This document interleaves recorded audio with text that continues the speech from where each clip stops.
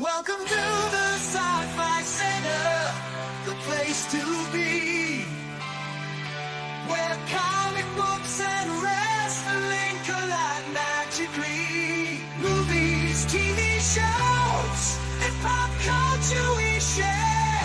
Get ready to rock, we're here to take you there. From superheroes to aliens in outer space, we've got the latest news and reviews in our embrace. Turn on your screen, let the neon lights glow. We'll take you back to the 80s. Let's rock and roll. Sci-Fi Center, where the legends come alive. Get ready to geek out, let your imagination fly. We're diving into the past with a touch of modern flair.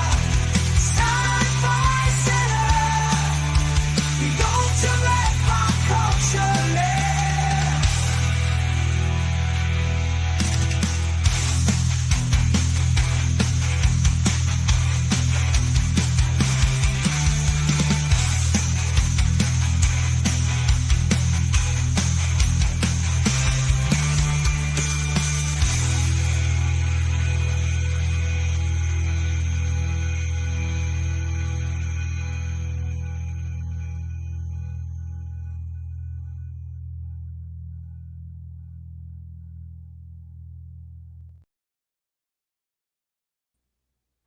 Welcome to the Sci-Fi Center. I'm your host, Brad, because this ain't William's bag.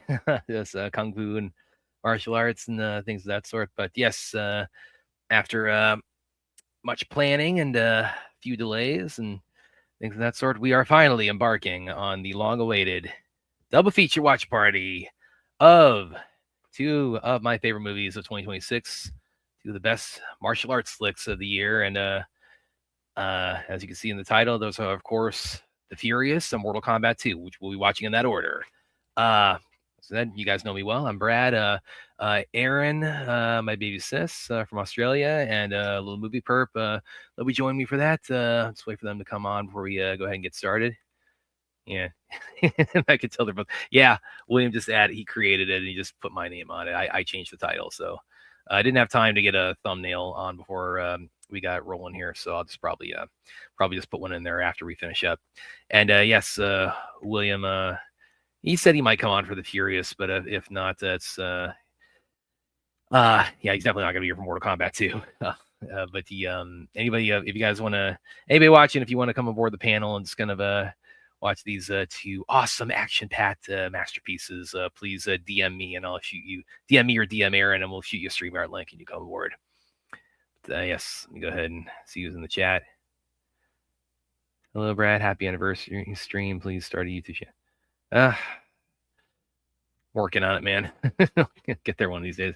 Hey, Vince. Hey, Droga. Hey, Taladia. And if you want to come on board, man, shoot me a stream or shoot me a DM. I'll shoot you a link. Let me make sure everybody's shot the link to Perp. Let me make sure Aaron's got it too. If you got it, Aaron, I'm shooting you the link right now. I know Perp's got it. I just sent it to him a little bit ago. Add you guys on once you're backstage. Ooh, teeth pulled, man. Sounds rough.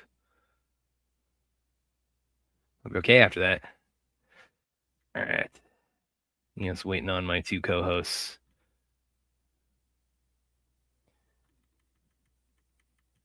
But of course, you guys have, if you watch the Sci-Fi Center for any amount of time or followed my written work on Kung Fu Kingdom or what have you for any amount of time this year, you definitely know that I've been massively anticipating both of these ahead of their respective releases later this earlier this year, and did not disappoint. No, and speaking of that, we got one of our co-hosts tonight. A little movie for how's it going, man? Hello. How's my mic? Sounds good, man. Sounds good. Awesome. Still adjusting. How's it going? Good, man. And Drogoson, yeah. I dug the new Avatar too, man, on Paramount. Oh, the new Avatar show? Is it a show Yeah, or a movie? there's a show coming up, but there was the Avatar movie, Avatar Aang, the movie that leaked a little bit before it came out. And then, Oh yeah, yeah, and yeah. they didn't care. It didn't seem like they cared that it leaked. They were like, Yeah, "All right." I mean, then they moved it up a few months and said, "Screw it, we'll just put it on Paramount Plus." And I wish they did put well, they put it a little bit like limited, in theaters. But once I saw it, because I saw it about a couple days before it came out on a press screen, like, oh man, I wish they put that out in the theater close to me, because that was definitely meant to be seen theatrically. That was definitely designed for that. So I am I'm a little bit let down by that. But how's it going, man? Good. Awesome, dude. And Excited. yes, oh yeah, because this, as I said before you came on, I mean, much to William's chagrin, I was I was talking both of these up before they came out. Like with Mortal Kombat, he's that's got more like kind of universal familiarity with it, because with the history of the games. But the Furious, I mean, that's a new thing. That's of course out of Hong Kong also. So William he couldn't have cared less about most of this, as I was sharing my anticipation, and I was chasing that screener for it for months, man. Yeah.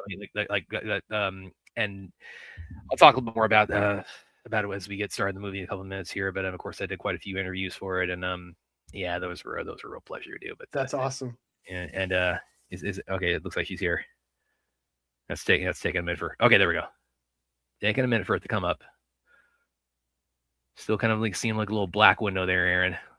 I'm gonna wait till I see your face before I bring you up. Yeah, Aaron's coming in here. Okay, there we go. Hey, baby sis from Australia. Hello. And since William's not here, we can, of course, I mean, come on, let's look at it. Let's look at this face up here, this face down here. I mean, how is it? We don't need a DNA test. It's uncanny, Brad. Exactly. One of our parents like went to the other country, and it's like, we're born exactly a year apart. Come on. Okay. But we'll litigate our familial background a little bit later. But let's go ahead and get the Furious started here. So has everybody kind of got there's a queued up? It should be at 0 here. Get it right now. Hold on, I gotta go to my Prime. Gotcha. But yeah, the Furious is on. It just came on digital. I don't know, about a month ago, and I'll talk a little more about it because it's got a physical release coming up in a couple weeks here, and I'll talk a little bit about that when we get started. Teladius says release the Kombat. That's one of the ones from India that I really enjoyed from about 3 years ago. It's never been released on streaming or home media for some reason. It's just disappeared. I have to do a 2-step verification code. Oh, it's annoying, man. They love doing that. All right, here it is. Yeah. Hey, Brad, are you surprised we never got a live action movie about the old fighting game Killer Instinct? I'm not really familiar with that one, man. So couldn't really tell you. Eureka. All right. Now I go to my Aztec is ready for Doom 3. Oh yeah, it looks pretty good. I saw that preview for that for Spider-Man in the theater a couple nights ago. That does looks pretty epic. All right. Cool. I'm at 0, 0, 0, all right. 0. All right, Aaron, what about you? You got all set? 0, 0. All right, we're gonna go ahead and start on the Furious. So Yeah, everybody okay. watching. All right, yes, everybody watching at home. If you're following along, get your digital copy should be set at 0. So right now you should be seeing a totally black screen, and I'm gonna go ahead and do a countdown for us. So Yep. we'll start in once I say go, hit play. So 3, 2, 1, go. Okay. Lionsgate. Say again? I said everyone thank Lionsgate for releasing this movie. Yeah, and releasing it. Yeah, in theaters. Yeah, exactly, because that's something I talked about with William. Is that because this is a Hong Kong movie, and because of that, like Welgo's. This wasn't Welgo released it, but like a lot of, for those of you who don't like follow like Asian action like as close as we do. Mm-hmm. A lot of what happens a lot of times is that when they import them stateside, they'll put them out in theaters in like big cities, so it's like New York, LA, Chicago, and they'll do like a day and date, or they the same day they'll put it out digital, and that's usually how it happens with a lot of Asian imports. So that's what I was expecting with the Furious when it came out. So when it became clear, okay, this is going pretty wide theatrically, it was pleasantly surprising. Yeah. And yeah, and that's I was able to see it on a press screener about I remember your reaction when I posted that. You're like, you saw it already? Like, I might have. Yeah, I saw it. I saw it on Memorial Day weekend, about 3 weeks before it came out. Yeah. So There's been a good, like, almost, I would say a year, maybe even more of me being hyped for this thing. Likewise. You know, so it's like waiting for it. And it's like once it played Toronto, and then we started getting reactions from that. Yeah. And then it was like, oh yeah, Lionsgate is purchasing it or whatever. And then on top of that, nothing. We never heard anything after that. So I was like, oh, man, we're not going to see this until next year, aren't we? And it's of course, it was because they needed a proper rollout. They knew what they had. They wanted to do a banger of a trailer, which I think they succeeded. Got a lot of attention from that. So yeah, it was a proper rollout. They wanted to do a proper rollout where usually, you know, they just get these movies and then just dump them. They dump them in digital or something, or give it to Hi-Ya. Yeah, which again, that was what I was expecting as far as the release stateside, and it had like a pretty it made a really big splash in Toronto back in, I think, October last year. Yeah. And actually when some of the interviews I did for it for KFK, they I think it was Brian Lee, he mentioned to me that they got Toronto, that's where they actually saw it for the first time. So oh wow. So they like seen it for the first time there. And at the same time, the audience is just going bonkers for it. So that was what a rush. What a rush that must have been for those guys. Well, and then of course, it was just playing throughout the festival circuit for the next couple months. And look at this. We're not even we're less than 3 minutes. Yeah. Who's this lady? Tell me who this lady is, because she's Gigi Yanin of chocolate fame. And she's kind of interesting because she and I interviewed her a couple of years ago for a Triple Threat. But oh wow. Yeah, she I love that where the split. She's up in the split there like that. And so she, made a big impact in chocolate. I think that was back in 2008. Oh, this is the chocolate lady? Yeah. Oh my God. I love her. And so she and then she kind of took a break for a while. She had her first kid. She went on some maternity leave, and now she it's kind of interesting. She's sort of kind of, I don't want to say like semi-retired, but she just kind of pops up basically whenever she feels like it now, and it's like she does whatever she wants. Yeah, she's like, okay, it's like let me tell you, when I first saw this, I knew in the theater, I was like, okay, I already know this is going to be gold, because in any other movie, this would have been the best fight scene. And it's like, this is the opener, and it's like, wow. And we're not even 5 minutes into it. Yeah.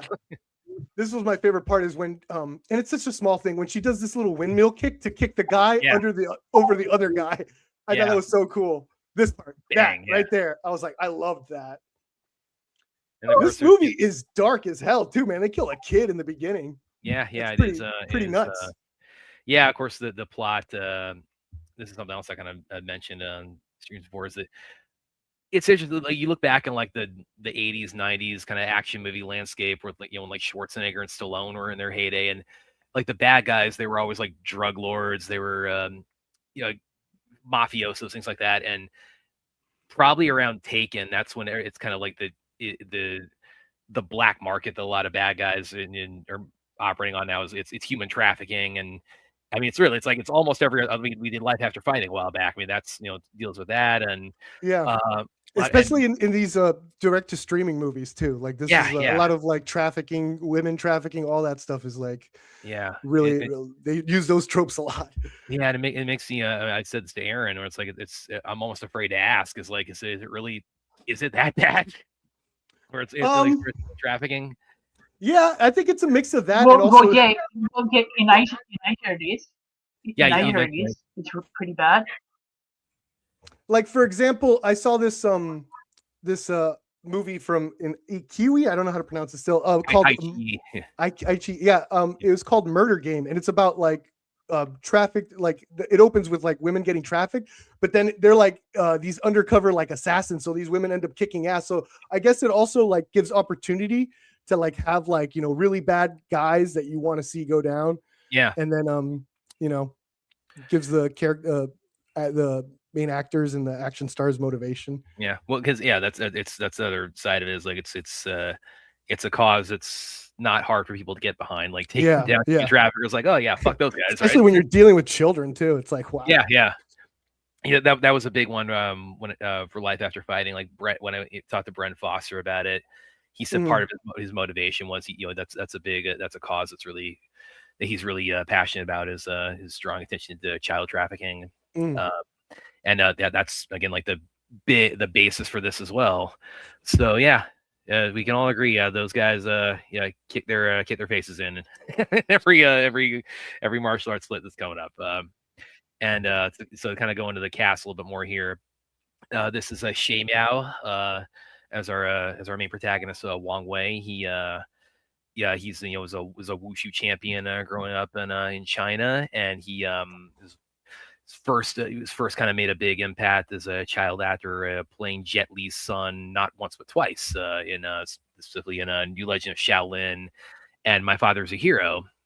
And then he did that for a little bit as a kid. Then he took some time off, went to college. I think he majored in he's a major in physical education at was it Beijing Sports University or someplace like that. And then he decided, okay, I'm gonna go back into movie making. And he's like on iQIYI. He's actually had quite a few hits or like the Fight Against Evil series and love those. Yeah.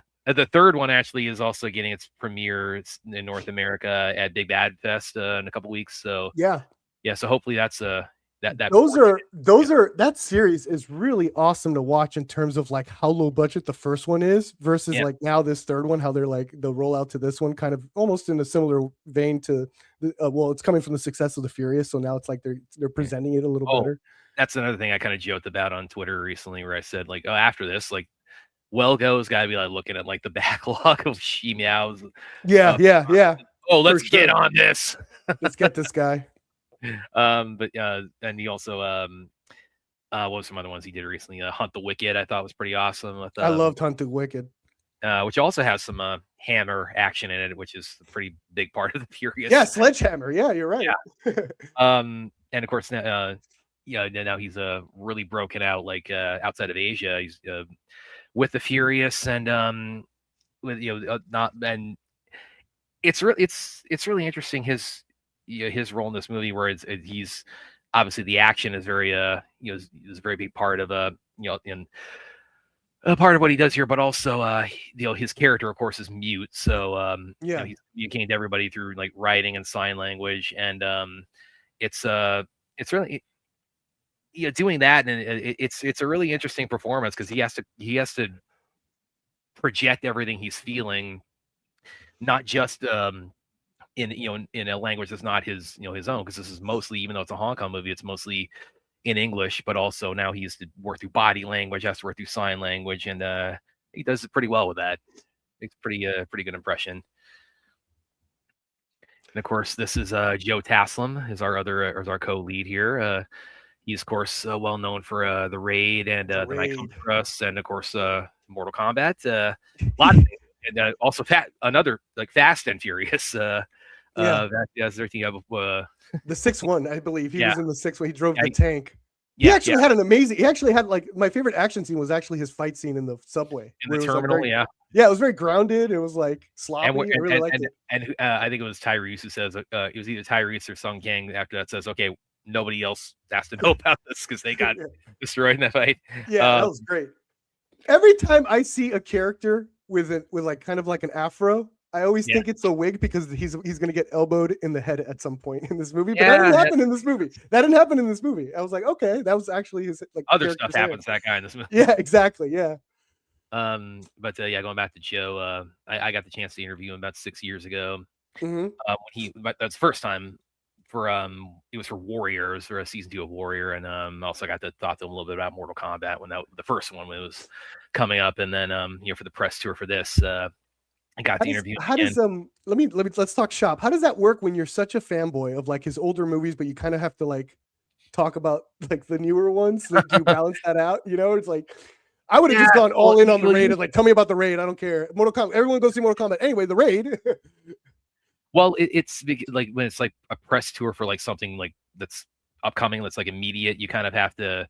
Usually, I mean, you're being rotated in with like other outlets, so I only got so much time with them, so I do have to kind of keep it, focused on here's what the main thing he's discussing is, but but like if there's anything ancillary with that, like Mortal Kombat, like for this one, when I interviewed for the Furious, Mortal Kombat 2 had just come out, so I kind of I got a little bit in there with that, but yeah, when you've got like 10, 12 minutes with them, you gotta keep the bulk of it on like the main project they're discussing, but then whatever like kind of secondary thing you can work in, I usually try to do that. So, but Joe's really really pleasant to talk to. He's really really jovial. And like what were some when I talked to him about this is interesting when because the first interview I had more time with him. I asked a little bit about like The Night Comes for Us and like how that ended, where he's driving the car and dudes are shooting at him and he's just torn to shreds at that point. And I asked because I asked okay, that's kind of a cliffhanger ending. So is there any possibility you might return? And he told me Timo Gijanto, of course, the director. From his perspective, Joe's character is still alive, and Joe looked at him like, "I'm not Wolverine," what I'm saying? But they said, "Okay." It's like if I think with that, I agree with Timo. If Timo says you're alive, damn it. Exactly, especially like in a Timo. Yeah, you got to be like torn up. You got to be like into pieces, otherwise you're alive. Exactly. So and also on that note, Timo, if you're watching, I know you've had some trouble getting like The Night Comes for Us, like the spin-off of The Operator off the ground. You're still kind of trying to get the shadow kills. Here. Those two worlds mesh perfectly, man. Like Night Comes for Us, Shadow Strays, just mash them together. Yeah. What was that? The Operator, Julie, how is she not like a Shadow Stray? Like, exactly, yeah. She totally came from that world. Fort says Brad and William will agree on a movie when they make Raid Runner 3029. Yeah, maybe. That's all we need is just a cyberpunk martial arts movie, and you both are in. Like, yeah, exactly. Let me see what else we got in the comments here. Joe Taslim would be a good shredder. This little girl was so good, by the way. Normally, kid actors really annoy me, and she didn't. So that's I agree. Rave reviews for her. We got a super chat from Larry. Whoa, Willie Brad verse times Aaron verse times per verse equals a multiverse I can actually count on. We aim to please, man. And yeah, coming up here. Oh, yeah. Exactly. And coming up, she's of course she's about to get kidnapped in a minute or two here, and that right after they kind of snatch her up and throw her in the truck. I think it was like right after Toronto when it premiered there. That clip where he chases them down and has the first sort of confrontation on the truck. That clip started floating around on YouTube, and that was and that's not even like the best part. It's coming up. That's not even. I wouldn't even call it, now having seen the whole movie, that's not even like an appetizer. That's like, here's like a crumb of what you're looking for. It's pretty much, here's a guy going from point A to point B. Like, that's it. Well, I mean, it's compared to everything else. Like, well, it's impressive he's doing it in sandals. Keeping up that truck.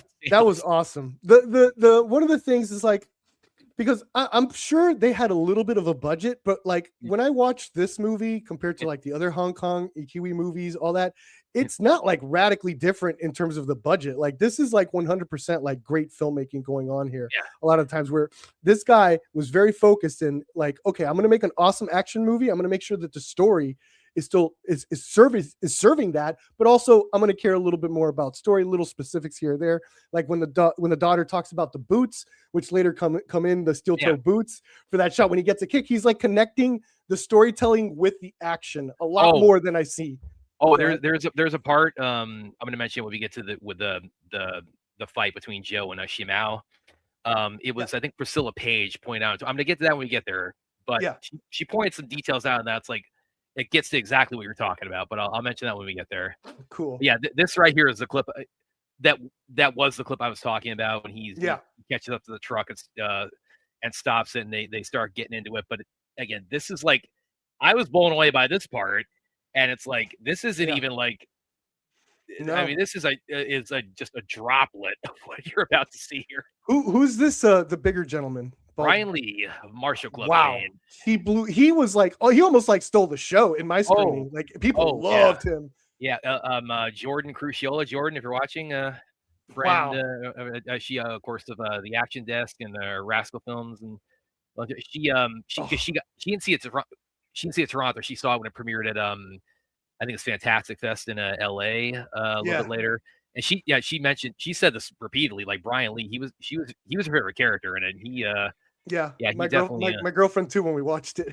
My girlfriend isn't into these type of movies, but she really got into it. yeah, that's a consensus. And Brian Lee is actually a YouTuber as well. Brad actually introduced him to Martial Club. Yeah, he's YouTube channel. He and his brother and fellow DY Sao, they kind of got their start on Martial Club, do a lot of kung fu shorts and some longer ones, and they got a couple other ones in the works right now. And Brian's also, of course, made an impact in things like Shang-Chi and Everything Ever All at Once, and of course now this is probably brought him the most like mainstream attention. It's the Furious. Yeah, I love that move. Him and the other guys from Martial Club actually made a full-length feature film called what was it? Gladiator Underground. Gladiator Underground, yeah. It was pretty good. It was pretty much. Yeah, that was a really huge film, and it was went around with the circuit of all the film circuits and stuff and that. So I would class that as similar to like going to the mainstream if you want to contrast it with Furious. Yeah. So he's making a really big name for himself. And that one they did in 12 days. Whoa. Gladiator 12 days? Yeah. The whole movie?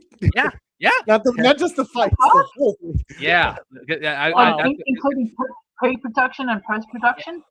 Well, no, that I'm talking about the filming of it. Yeah, the filming. The filming. Okay. But that's still because that's crazy. When I interviewed Brian, as far as the interviews I did, I interviewed Kenji, the director. I interviewed Brian. I interviewed Bill Kong, Shimiao, and Joe Tassels. Those are the Furious interviews I did. And with Brian, it was specifically this kind of goes to what you were saying a minute ago, Perp. It was for when he was promoting Gladiator Underground when that was coming up, and of course I dove heavily in on that, but of course I wasn't going to not ask you about the Furious. So there was a lot of it. I had a fair amount. I think I had like about a half hour with him on that one, so I did manage to kind of get both pretty balanced in that one. And he told me, they're Gladiator Underground. They did that in 12 days, and that's also where he mentioned that Toronto. That was where the cast first saw the Furious, and it's finished, or it's mostly finished for him for the first time. Wow, that cast must have been so juiced up after. Like, yeah. Well, and he talked about because it's not just their first time seeing it, but the reception it got from the audience there too was they were just on cloud nine. I bet. Wow, this is amazing. Yeah, love this part. Keeping up with that truck and those sandals. With the sand, and like again, this is great direction. Like the director was putting the sound effect of those sandals throughout the whole run. Like it's like blaring. I love that shot too of the glass. He steps on the gravel there. Yeah. He's just going. Now he does. Now there are a couple of moments in the Furious where you do have to suspend a little disbelief as far as like what a human being could survive. And he already got hit with like a motor or something in the head. And keep in mind, he has like a head trauma thing that they're trying to. That's with Brian. That's a little bit later, but he's got coming up, or he gets broadsided by the car, or so you kind of have to say like, okay, it's like that was like a glancing thing. Yeah, that car was going pretty. That's going to be a couple seconds here. I think this is an awesome shout out to Angel Termination, this awesome Moon Lee movie where they're like, I think in my opinion is the most controversial stunt I've ever seen in a movie where they're like holding a child actor outside of a window. This one, they're clearly using like a dummy there, some green screen stuff, post stuff. But I thought it was really cool. I even winced when he did that knee thing where he lands and then she goes lower. I went, whoa. So like it's so well done, this movie, everything, the impact that it's trying to achieve, it does it right there. And everyone in my audience went, oh, when you got getting broadsided by that truck. Yeah. It was awesome. Again, you have to. It's like okay, he got like hit by the corner, but it wasn't like a direct hit. But that truck's going pretty fast. They're setting up that this dude though is like some kind of like John Wick. He's like a John Wick man with no name, dude. Yeah, you mess with my family. It's like there is like he cannot be stopped. He will not be. He's superhuman. I love it. You know, that's a very like common trope in these action movies is like you have the detectives actually look up a file on him and it's like it's classified. What does that mean? But I love it. I don't care. It's like when they did that, when they had that scene here, it's like, oh, he has training or something. It's like, oh yeah, hell yeah, he's a fucking John Wick dude. Yeah, but he's not like an ex-soldier or anything. He's really well trained, but he's he's a handyman. He's not coming from. I think he has I think in the sequel we're gonna realize he was like. Oh yeah, I can see that. Yeah, because they have been talking already about the Furious 2. It's like, oh yeah, we better see that because this is already like this is like the new baseline as far as action. So they're getting on. You know that running scene kind of reminds you of Terminator 2. Yeah, I could see that. Yeah. I love this part here where he pounds the desk when the guy's good acting. Him. Yeah, because again, he's mute. He has to communicate through body language, and this is like it's like, how do you convey your frustration in the most direct way? It's like, oh, my kid's kidnapped. Yeah. And this is what I mean by like these guys have like more or less the same budget. This one probably had a little bit more clearly, but more or less like low budget. And it's like he's economical and he's utilizing it. This is the set they're in right now is the major set piece for the climax. Like, you know, and they're like using it with daytime with all these extras. It's like very smart. Yeah, it was about 20 million they had for it.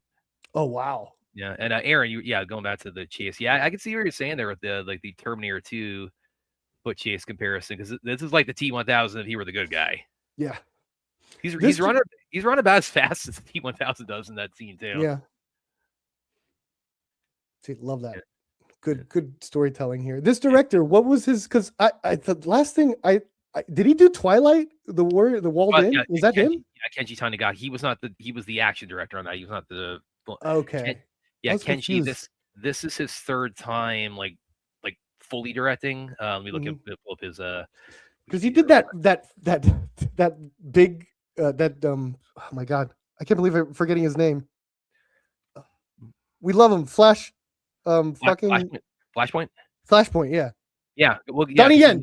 Yeah, he and Donnie, they go way back. Yeah, he works with Donnie Yen. Yeah, so Kenji, as far as like, I mean, he's done on tons of like action director, but as like director. Prior to this, he had done Legend of the Seven Monks in 2006 and Enter the Fat Dragon in 2020. That's the one I was like, that guy's doing this? Enter the Fat Dragon from the director of that? Okay, let's see. And it's like, wow, he did it. And he also a little bit of a funny story from a couple years ago. See, he was the fight choreographer and the action director on Snake Eyes back in 2021. And let me shoot. Okay, so I was really excited for that because I'd known his work from everything done with Donnie and see, look, see, they're revealing he has a hole. He has like a hole in his head. Like he was like a they mentioned he's an agent or something. Yeah, she mentions when she's recording the video when he's working under the sink that he and actually in the version they released in China and Hong Kong, there's and this might be actually on the Blu-ray that's coming up. It's got some deleted scenes on it, but there's apparently in that version they go a little bit more to his backstory where he had some kind of head injury that caused him to go mute. But sorry, so what were you saying? Go ahead. Oh yes, so going back to Snake Eyes, I was looking forward to that big time because again, a new Kenji's work, if you're working with Donnie, what have you, and then you can already see where I'm going with this. Yeah. Sorry. And so like I think it was like that Tuesday or that Wednesday of the week it came out.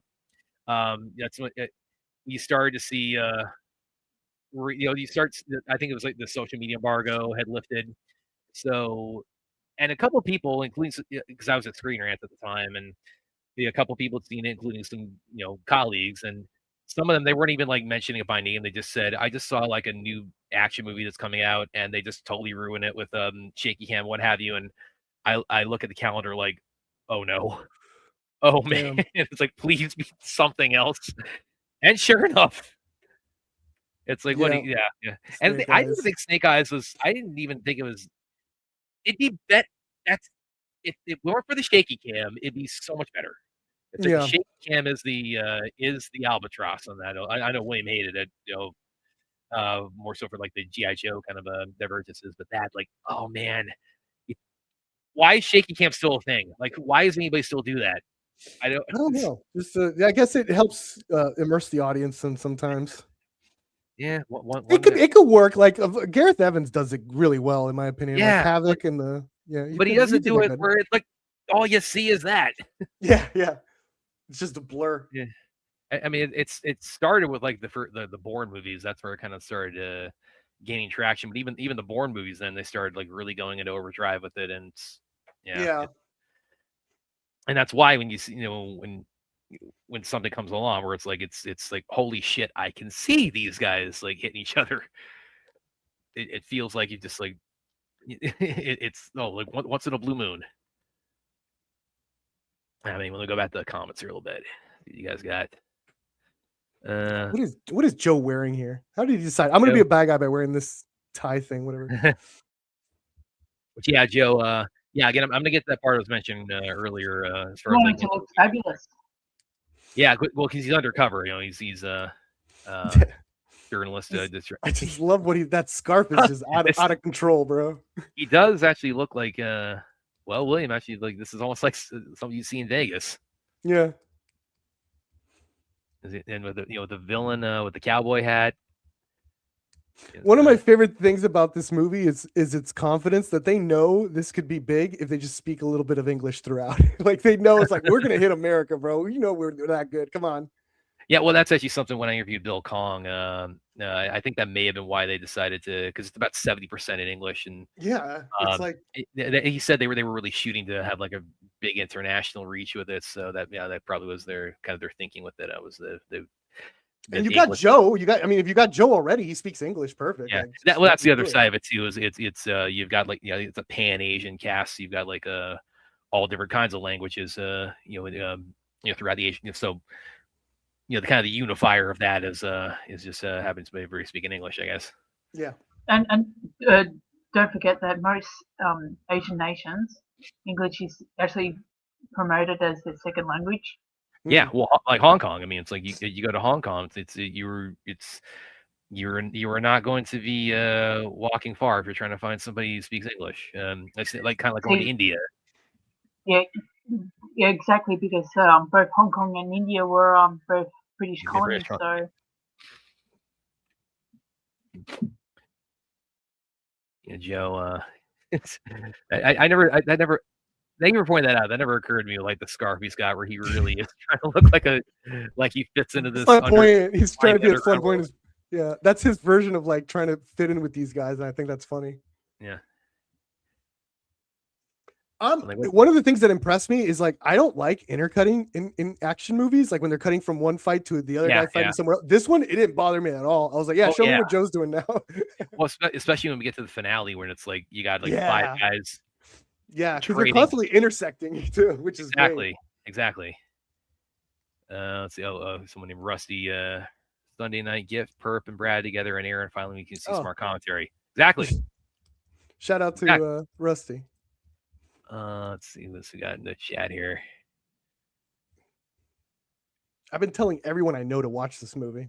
Oh yeah, likewise. William, again, driving William crazy. How much I've been counting down the minutes for it until it finally got here. I love this guy's fight. He was my favorite fighting style too, even though. She or she. I liked his wingspan. That wingspan thing he would do. Yeah, it was beautiful. Which that's also, I mean, kind of like the martial arts nerd or scholar or whatever term you want to assign to me in this. Because I mean that's not. It's not just they have this amazing ensemble in it, but also like everybody brings like a different. I mean, you've got kung fu, wushu, karate, taekwondo, silat, judo, muay thai. It's so many different fighting styles in this, and him specifically. That the way he's holding his hands. I mean, it's like that's Tiger. That's classic Tiger. What he's doing. It's beautiful. It's gorgeous looking. I think very visual. He's doing. He does a lot of a lot of this where he's like stopping people almost. I love that. Oh, there's that.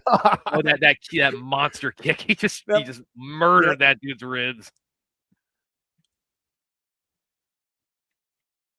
And again, one thing it's also been commented on a lot in this is that the way the way the fights unfold, the way the characters move, it's like it's so different. Whereas I called it. My reaction was it's like this is like everybody's treating like the human body in this movie is like a jungle gym to everybody. Yeah. All these different ways they swing and like sweep around and over and through and under. It's I mean, I said it's humans getting caught up into knots while fighting.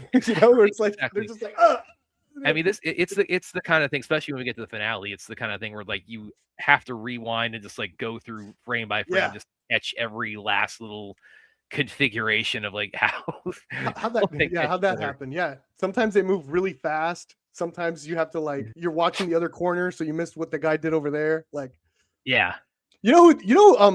where I first like noticed that in my cinema was actually Zack Snyder's 300, when there's like a montage of all like the Spartans fighting, and it's like there's these two guys that are just going off, and it's like you have to like each one is doing like their own awesome thing where you have to watch it twice so you can see which one is doing which. I know you're talking about, like you're talking about the part where like Leonidas breaks away and there's another dude in the back. I love that. This is great. This guy Sonomura figured out like what to do with crowd control. Kensuke Sonomura, for those who don't know, Kensuke Sonomura was the fight choreographer on this, and he of course known for like the Baby Assassins franchise and Ghost Killer recently, and what else did he do? He did Bad City. He did Hydra. That's Hydra, the greatest sharp object fight movie I've ever seen. Well, but he's also like he really has an affinity for like having his characters wearing jeans jackets, so that the speed they're moving at, you can catch like the rustling of their sleeves with like how every shot they're taking at each other.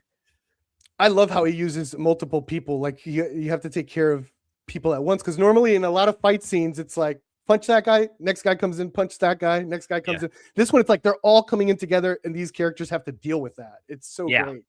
Well, again, like you said, they get twisted into knots. So they get twisted into knots trying to deal with each other, which I think is great and kind of realistic in its own way, even though this is highly stylized. I think it's a lot more grounded. By the way, that's another. I remember when I asked when I interviewed I point out like a couple other people have that, he's having this fight with these guys in this MMA cage, and of course he's known for playing Jet Li's son, which by the way, Jet Li on his YouTube channel, he had a little bit of a reunion with he said, "I'm so proud of my son." Talking about his success of the Furious, and Jet. What's awesome is he had his daughter. He had his real life daughter next to him while saying that. That was great. Yeah, they've been doing a lot actually recently. Talking about his new book and what have you. But excuse me.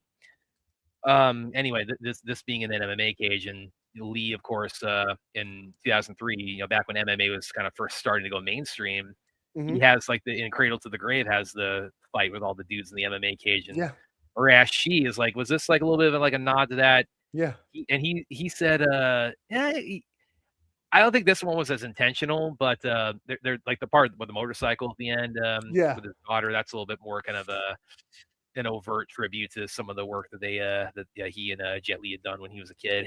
It wasn't MMA, but it was underground and Unleashed too. Like it was very similar, where it's like an escalating fight scene. Yeah, Unleashed. Danny the dog. Yeah, I love that.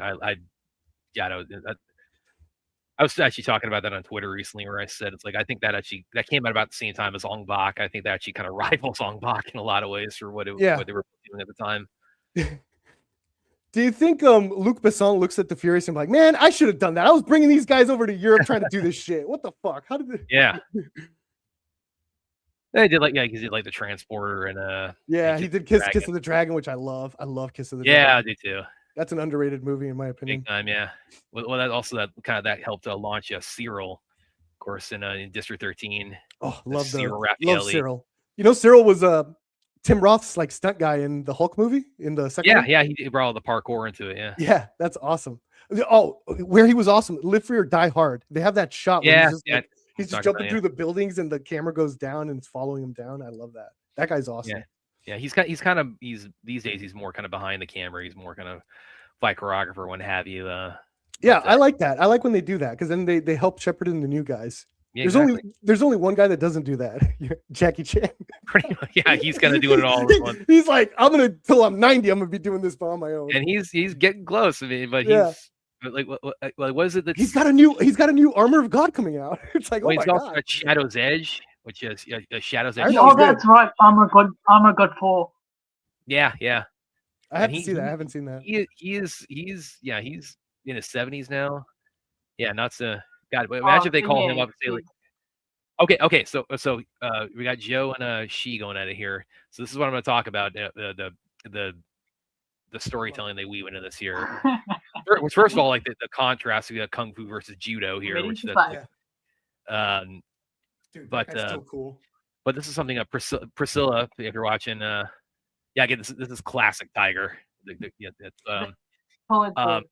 think Tiger's my favorite kung fu discipline now. Of miscommunication.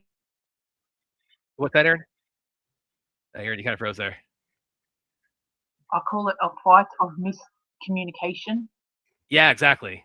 Well, because one guy literally can't talk, and but so Priscilla, she pointed out, I can't believe I missed this, but she pointed out, okay, first of all, because Joe's the judo guy, so he's trying to grab his jacket and sleeve to throw him, take him down. So right here, he's like, okay, I'm gonna make it harder for you now. He takes off his jacket, he rolls off his sleeves, and and so he's getting wise to his fighting style, but also because he throws his jacket down there, that causes the picture of his daughter to protrude out of the pocket. So Joe in a minute here is going to see that and realize, okay, we're on the same side. Yep. So it's like, oh yeah, I can't. That's smart. I never would have thought of that. Yeah, it's a brilliant combination of storytelling and the actual fighting. That's why this director's really good. You know, I've seen tons of movies that do this whole, hey, every minute is a fight scene, and it doesn't have the same impact because there's not really a lot of storytelling. Even though I enjoy the movies just the same. Yeah. Oh God, getting right into his eye there with that tiger claw. It kind of mimics a dance. Oh, that's so cool. Yeah. To me. I tweeted that. I was like, this is my favorite ballet of all time. Easily. And the other challenge now is, they realize they're on the same team, but of course, Wang Wei, he's mute. So even though they're working together now, and he has no sign language, Joe's character. So they really kind of have to improvise how they communicate with each other. Would you say it's more Swan Lake or more Nutcracker? That's a really interesting comparison. I don't know. There's some nuts that get cracked for sure. So. Oh yeah. Oh my God. Oh yeah, he's a goner. That's another thing. This movie, like, there's like little spurts of like brutality. It's not like all like the Raid was just like a gore fest. Like, pretty much you're gonna get a payoff to every like fight scene. Is gonna pay off with a gore scene. This one like handled it way more, like spreading it out, so it comes a little more shocking when it comes. Yeah. Well, then we got that. I think it's actually in about 5 minutes or so here. The money shot that was in every trailer with that sledgehammer, which that's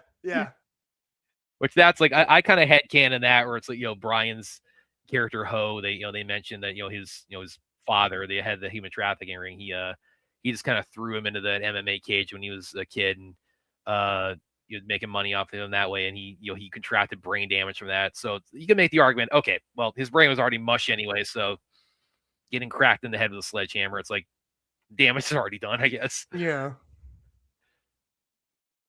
Yeah. So they still got the.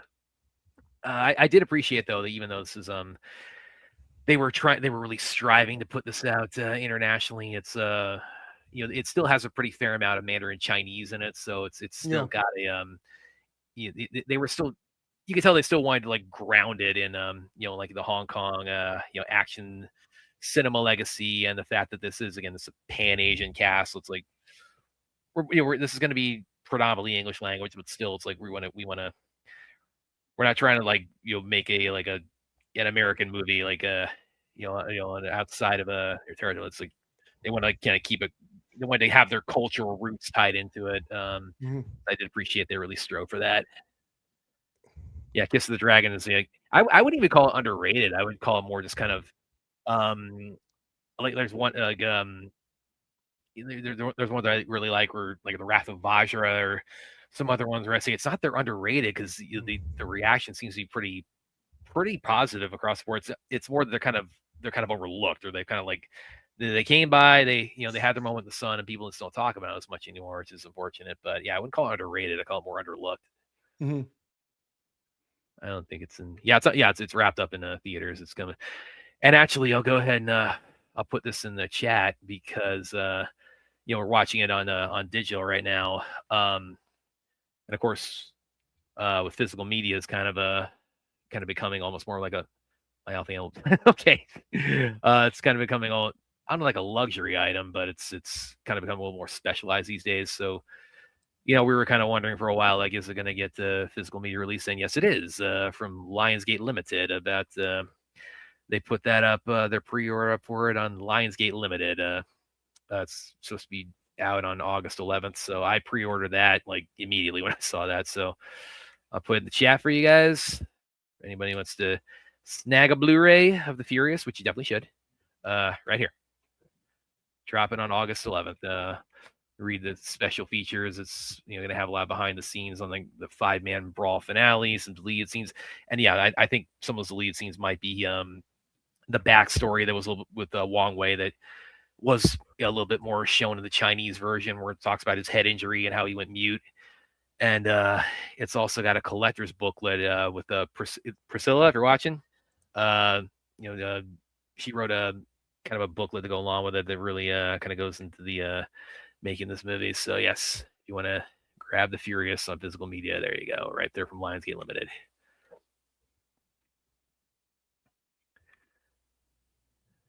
Yeah.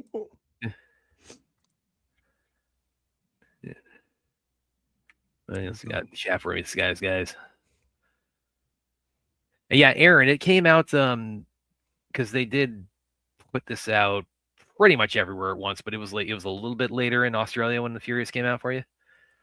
It was like a week later or something, because it came out here June 12th. I don't think she could hear you. Eric, can you hear me?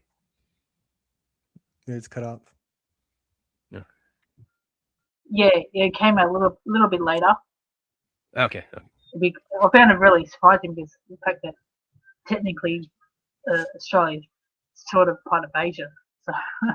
Yeah, it's and then I know in the UK it came out, I think June 26th. So but again, it was within the vicinity, more or less.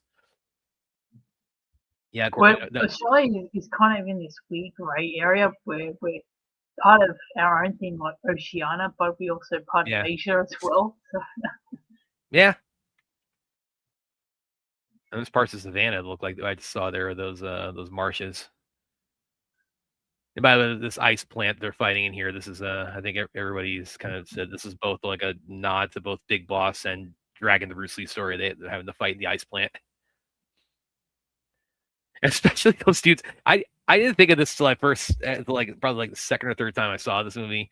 But they got we're gonna come up here in the when she and Joe are taking on Brian, and they got those dudes all around them, frozen in those big ice blocks. It's like, oh yeah, Sub-Zero in the middle of this. That's true. Those are your victims, Joe. And I just, every time like one of those guys gets smashed, I just heard in my head like Christopher Lloyd out of a Suburban Commando going, "I was frozen today. I was frozen today." Oh, who doesn't love that line? Yeah. Yeah, I love this. I like when Hulk Hogan, you're gonna pound my face. I might be thinking of the wrong Hulk Hogan. You're gonna pound my face. Like, what are you, crazy? This is America. We're gonna sue you. I love this. He's not even trying to hide. He's so pissed off. He just strolls right up there, puts that guy down. Like, hey. I think Aaron's Terminator comparison is very apt in many ways. Yeah, he's throughout the whole movie. He does not stop. He's the T-800 that's sent back to protect John Connor. That's that's the mindset. Yeah. Well, we got coming up. He's going to be going through the hallway, taking on like the whole slew of guys single-handedly, and it's not all one shot, but it did kind of remind me a little bit of the hallway fights in Daredevil, and maybe a little bit with the Raid too.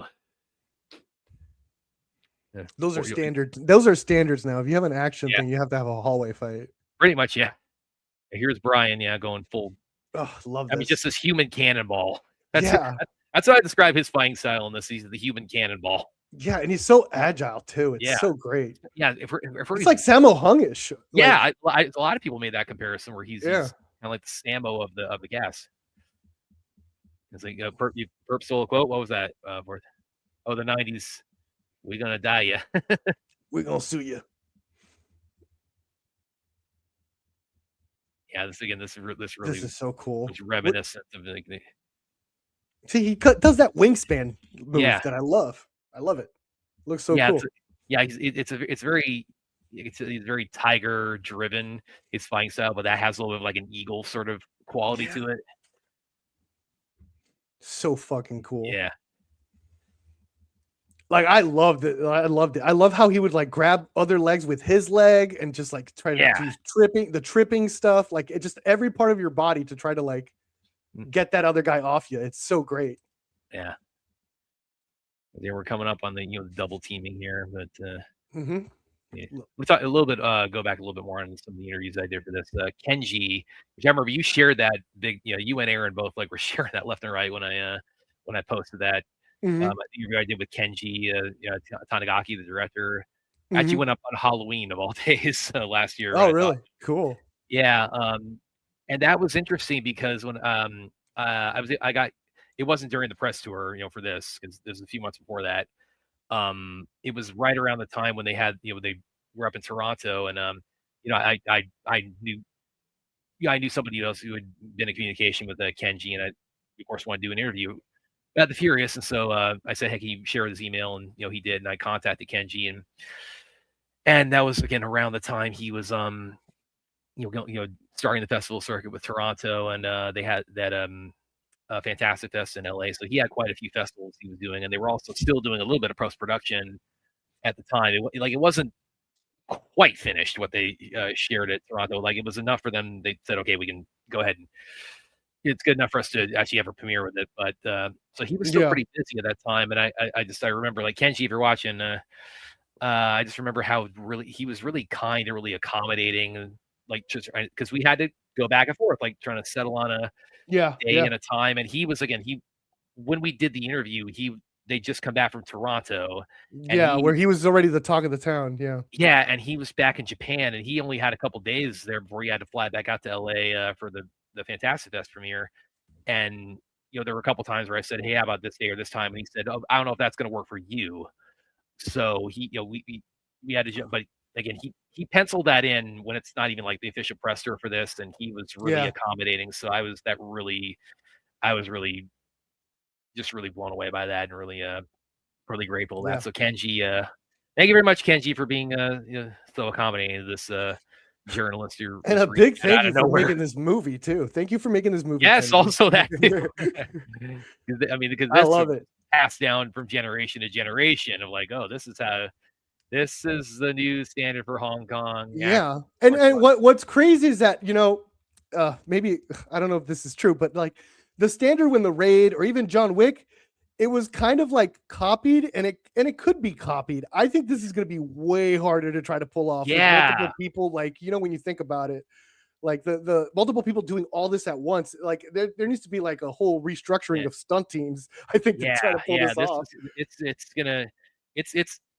the Furious is the new bar, but it's like what it establishes is so complex. It's like it's gonna take a while for somebody like does something that kind of like that follows the same template and does it the same effectiveness, but or like what can you add to this? Like what car chases? Like, oh, who cares? Like, yeah, I mean, maybe that's what John Wick is going to do. Where it's like, okay, let's add this, like these guys twisting around and no, I think so. I think every action film should be striving to do crowd control in one way or another. After this, like, or multiple people fighting at once, and not just punch him and then punch the other guy. It's like they're all punching at the same time and kicking, and it's messing each other. It's messing their fight up. Like, it's great. Yeah, of course we're coming up here on it. This is another thing that Kenji talked about as far as like he sees she sees his daughter's shirt there with the blood on it, so he thinks she's dead at this point. Yeah. So that totally sets him off, and that's going to lead into the again I call it the money, the hammer time here. Yeah, and this is great filmmaking too, because how he sets up like how he thinks he's dead, because he can't verbalize that. He could only they turn out all the sound effect and all the music, so you just hear him breathing, like him like almost having this panic attack, which I thought was great. Yeah, and he's about to do this axe kick here, and he runs up behind him and gets about 10 feet in the air and does that the axe kick on him. If there was any wire work in this movie, that's that probably is the only major. Yeah, that's the only one I could think of besides and even that's probably was only like a safety measure than like making you fly kind of thing. I mean, I assume it. Oh yeah, that's great. Yeah. I assume it's wire, but when they're doing all those like rolls on the floor, like rolling from one person to another, like the lady did it in the opening scene, you know? Yeah. You think that's some type of wire work? That feels pretty natural to me. Okay. Let me see. Okay, here it comes. That looks Here, so cool. We're gonna have a moment of silence for this right here. Bang! Man. Oh, hit the bullseye. Oh man, I can't believe he got up. Oh, I love that. I love that that when he does get up, it's like it's so he can't stand up. He just got cracked in the head with a sledgehammer. So yeah, it's. I mean, all he could do is like attempt a couple times. Like, yeah, ain't happening. Here's brutality. Yeah, well, like I said, I always think of Peter Gabriel's song "Sledgehammer" playing in the background while he's hitting people with the sledgehammer. Yeah, you can see that. But, that's I kind of headcanon hit the fact that he survived that with what they mentioned about his the head of their ring, his father, was just throwing him. He recognized his fighting skill, threw him in the MMA cage since he was a kid, and he's taken so much punishment that there's not a lot of brain left to damage in there, so that's how he made it.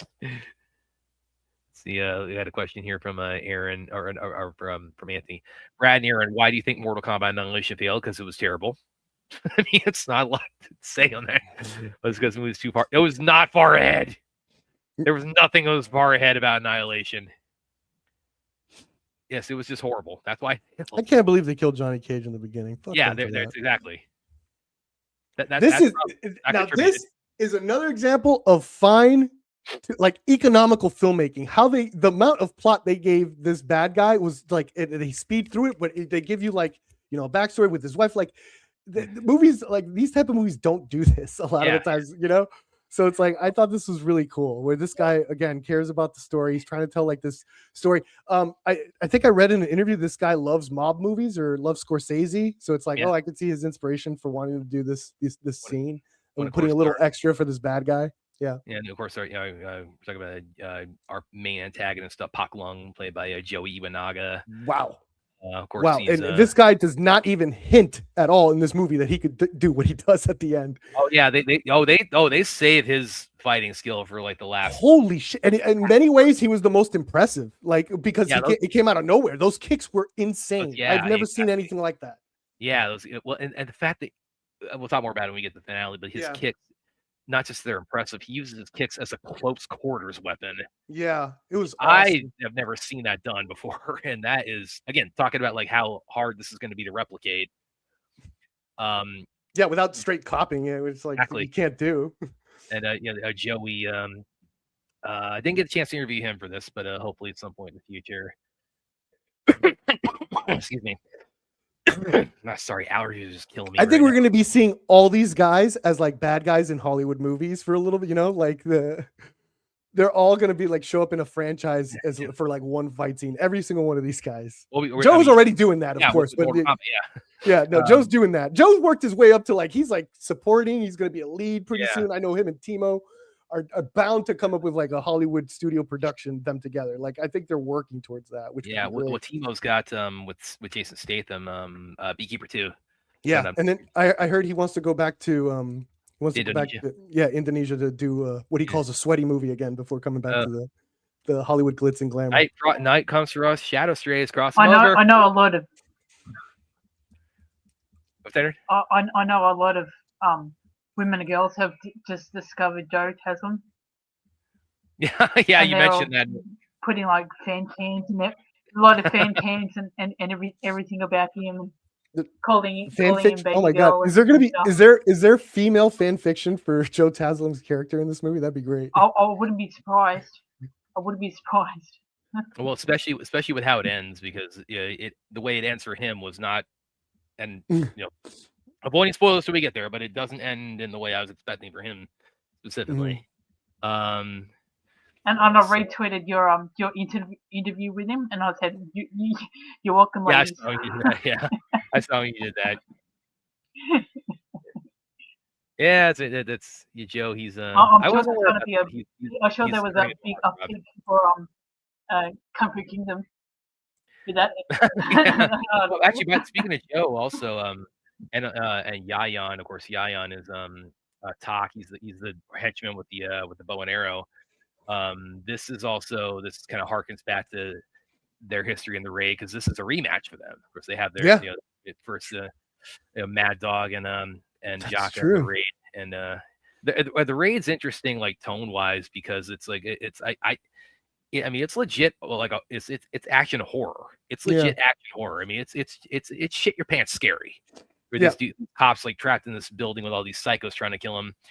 So and then with the second one, they kind of transition to more like a kind of a mob crime movie. Yeah, and this does it's got like the intensity and a lot. It's got the intensity and the vibe of, but it's not doing like the same kind of horror thing. But that's kind of more what Timo goes into with. That's kind of more his thing with like The Night Comes for Us and Grays. Those guys, because Gareth Evans and Timo have a history of doing horror films. I don't know if you see.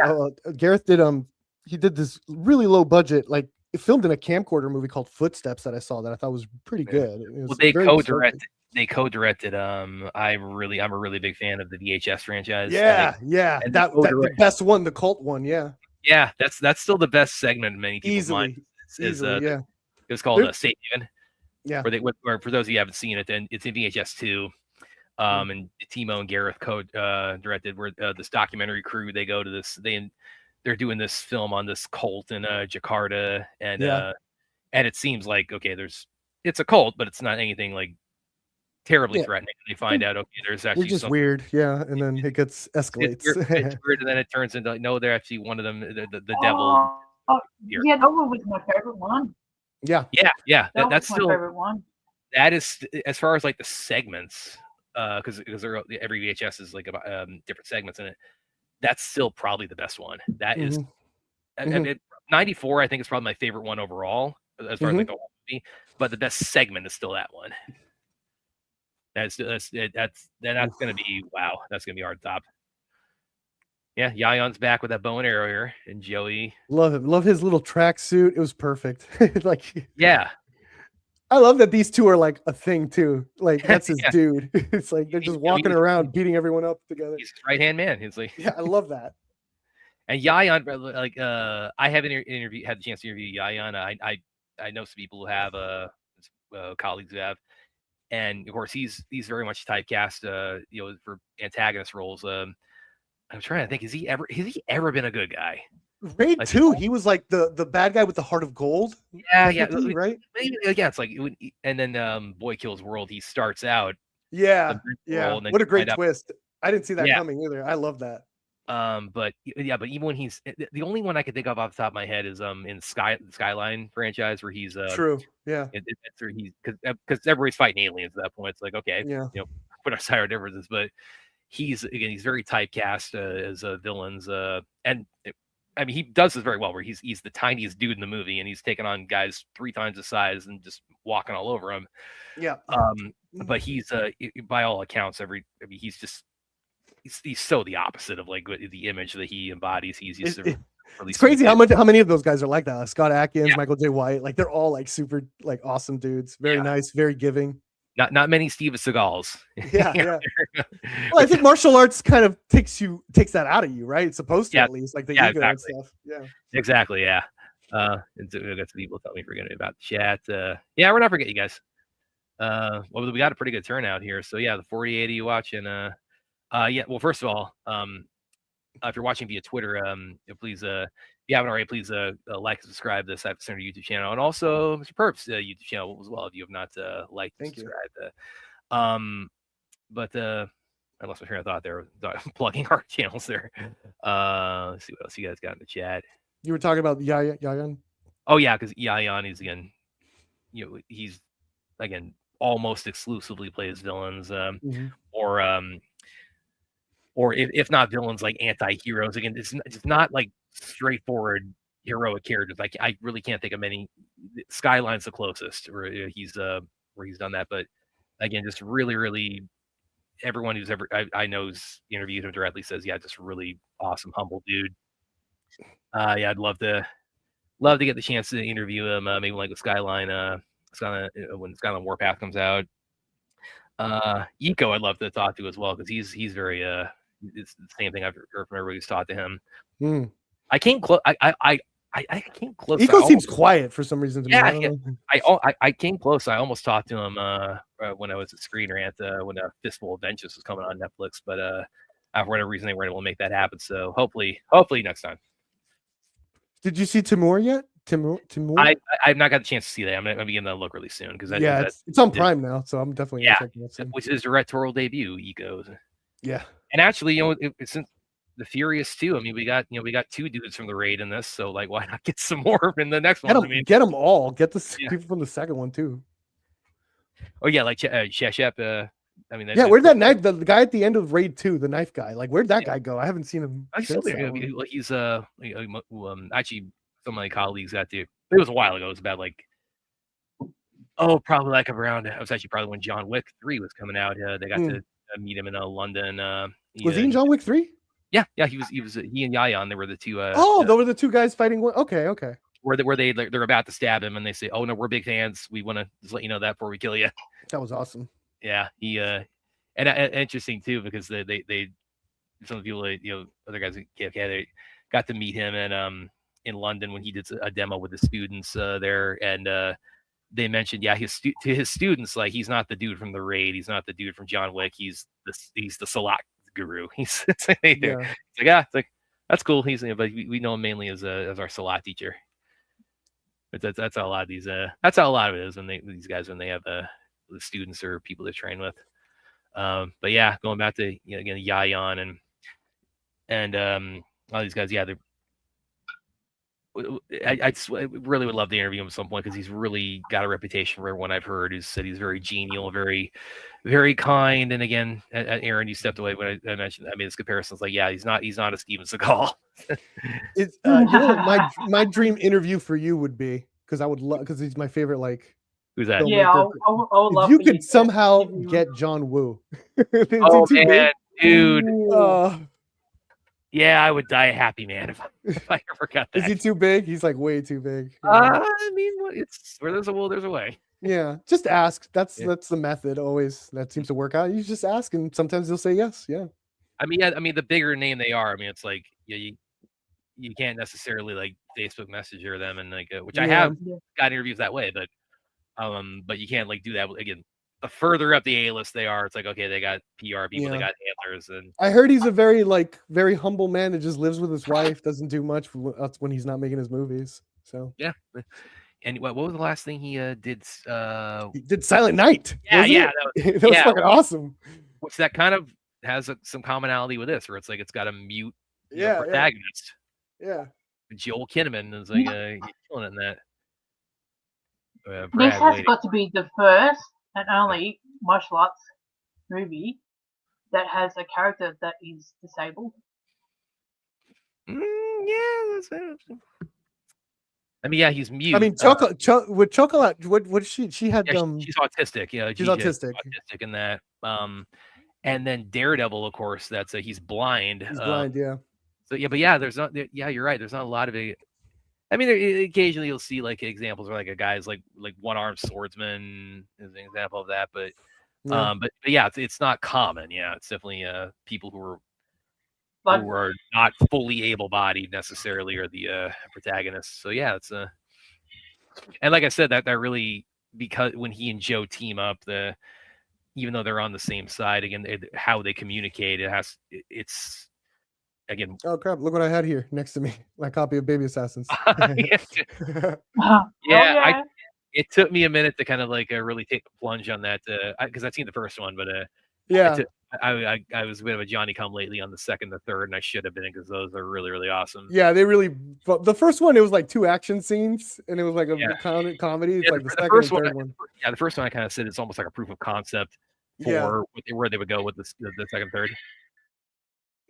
And of course, of course, they weren't going to ditch him. They're going to come back and like mow these guys down on a motorcycle. Yeah. You never doubted them. Come on. What's fantastic is I thought this was like, this feels like it's like the climax action scene, but it's like, no. This is the warm-up. Because they're rescuing the kids. I mean, they're rescuing the kid. It's like, where do you go from here? It's like, okay. Because this is from Wang Wei and Nobin's end. Once they get out of this, I mean, this is mission. You know what I love about this? Yeah. What's that? You know what I love about this is that the kids actually try and fight back, which you don't see in any movies like that. That has trafficking. What's that? That the kids fight back.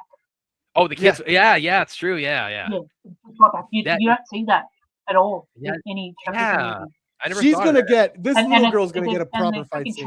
They're freaking children, and you look at Taken, which has a grown-ass woman. Yeah. No. Yeah, I never thought of that, Aaron. That's I think we're pointing that out. That is interesting.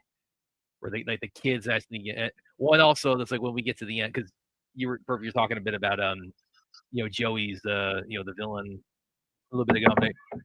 Because like the ending of the finale, I kind of have some interesting thoughts on that for both him and for those kids. So I'll kind of get more into that when we get to it. But there is a lot of interesting kind of like just visual storytelling for both their ends on when we get to that kind of that final standoff. You know what I'm talking about. But yeah, I'll discuss that more when we get there. But yes, Aaron, I that never occurred to me when I saw it until now. So yeah, the kids actually get to fight back on this. That is something you don't see that much with the. But the little girl, if she's in the sequel, and I hope she is, she needs a proper fight scene in the opening scene where she fights a bully or something. Like it's like.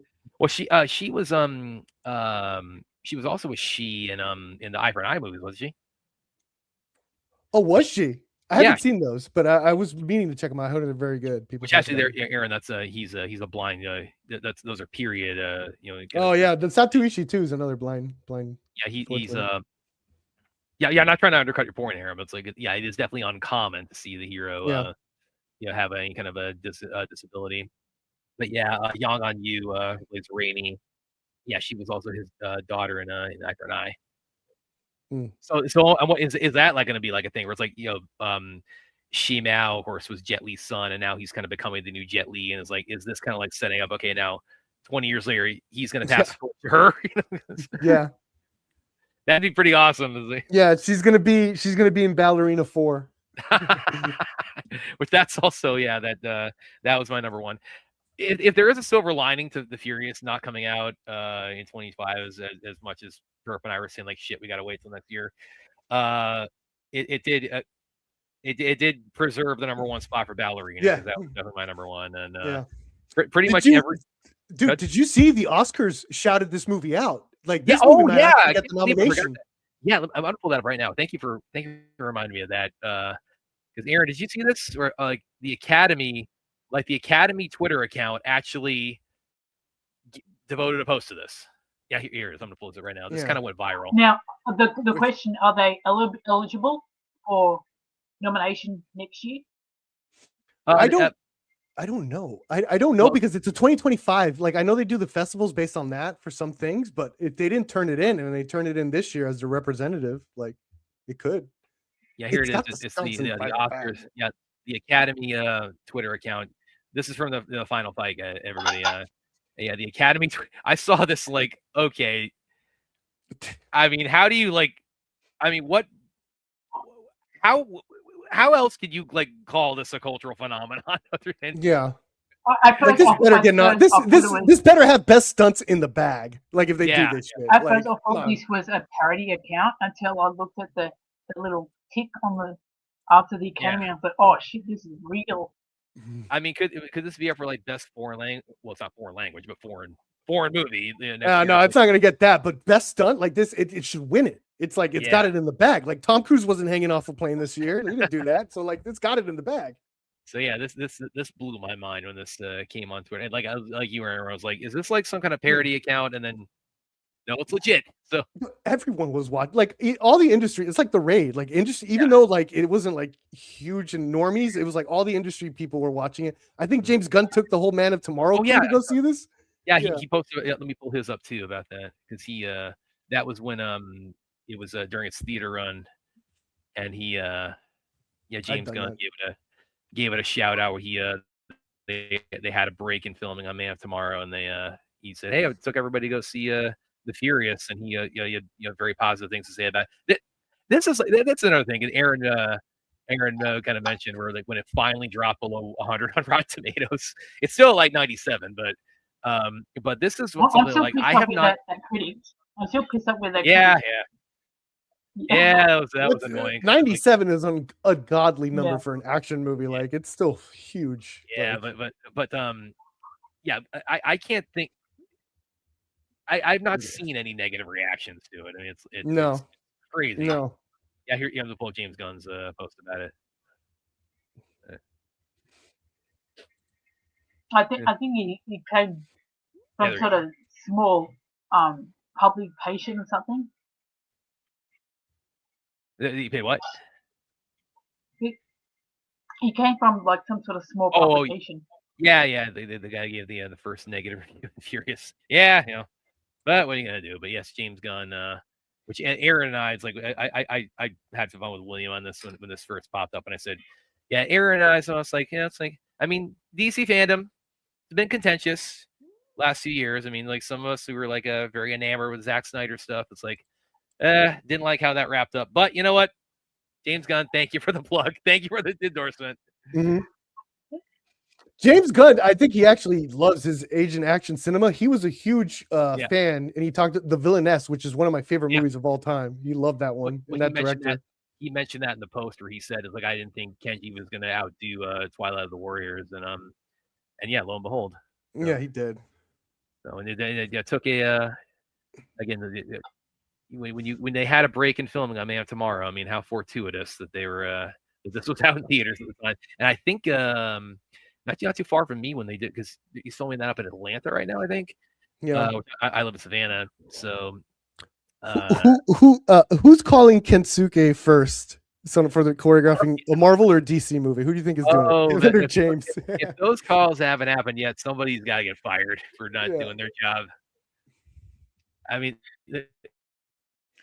Kevin Feige that is totally dropped. The minute Kevin Feige books that Kensune, then he's gonna post, "Hey guys, I got Eternals figured out. I know what we're gonna do." It's like, oh no! Oh, imagine. Or Blade. Oh my god! Exactly. I just thought that. Like, imagine if they just held on a little bit longer. It's like, hey, Mahershala, we got to figure it out now. It's like, and then we got it.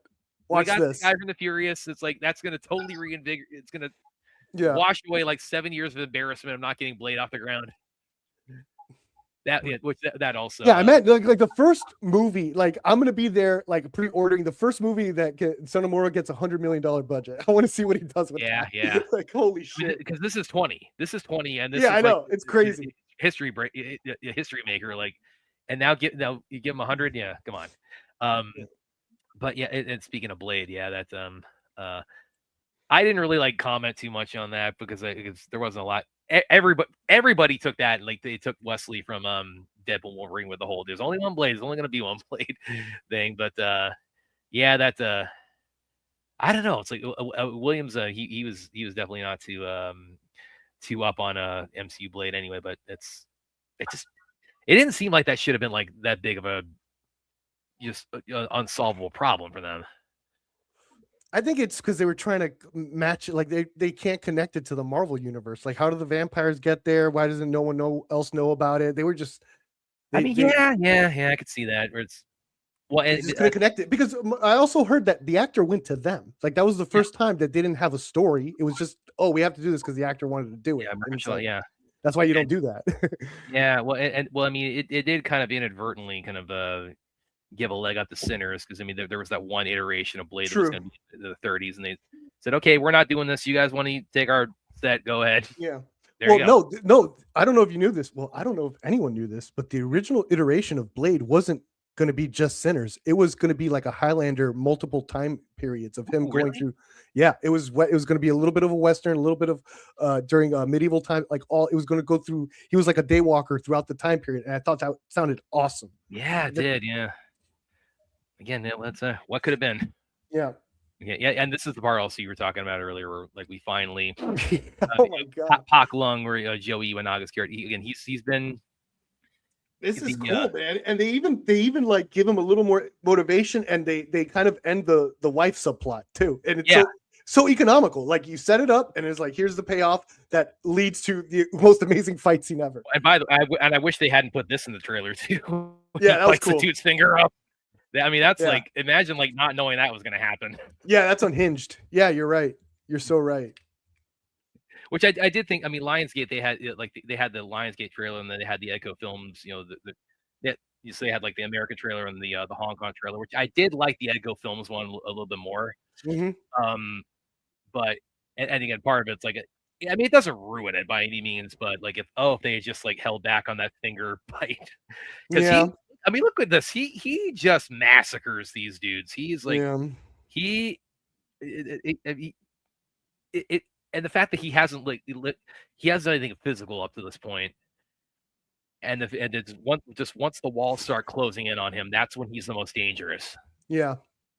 But then also it's like what this ends up costing him, because he goes unhinged, and then he loses his wife, his pregnant wife, no less. And that was so brutal how he kicks that guy to slice half of his side completely off. Like that's Joey, his kicks are gonna really be something in the finale. This is that extra shit. It's like there's no reason why more guys would come into this room, but this is why this director is awesome. It's like here's more, and it's also to set this up. But he could have done this with the first one too. Yeah, well, and of course, again, with the fact that he's so indiscriminate with like just slaughtering anybody who he perceives as being dangerous, it ends up destroying everything he cares about. And and then again, I'm going to talk about that more when we get to the finale, the end of the finale, because there's a moment with him and the kids there that really just kind of jumped out at me.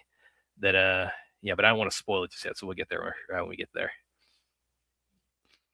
Yeah, Joey, he's a Kyokushin and a Taekwondo guy. What is the first one? Kyokushin? What is that? Yeah, Kyokushin karate it was developed by Masoyama. It was the subset karate, and like a lot of guys karate. like Michael Jai White's that's one of his disciplines. He's cool.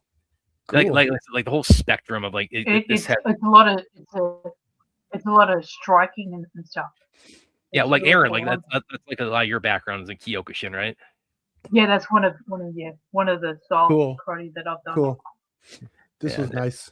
And that's what again, as far as like the action in this, that's as soon as I heard this was that the Furious was announced and everybody involved, that's what I just live for. And this is the fact that it's kung fu, wushu, karate, taekwondo, squat, Muay Thai, judo. It just throw it all into a blender. To be honest, like the director is good, but I wasn't like that crazy about. I was like, oh yeah, this is talented people. Director's fine, obviously. It wasn't until it was like, oh, I heard his mission statement is like, no, I'm gonna try to fucking top the raid. I was like, okay, let's see.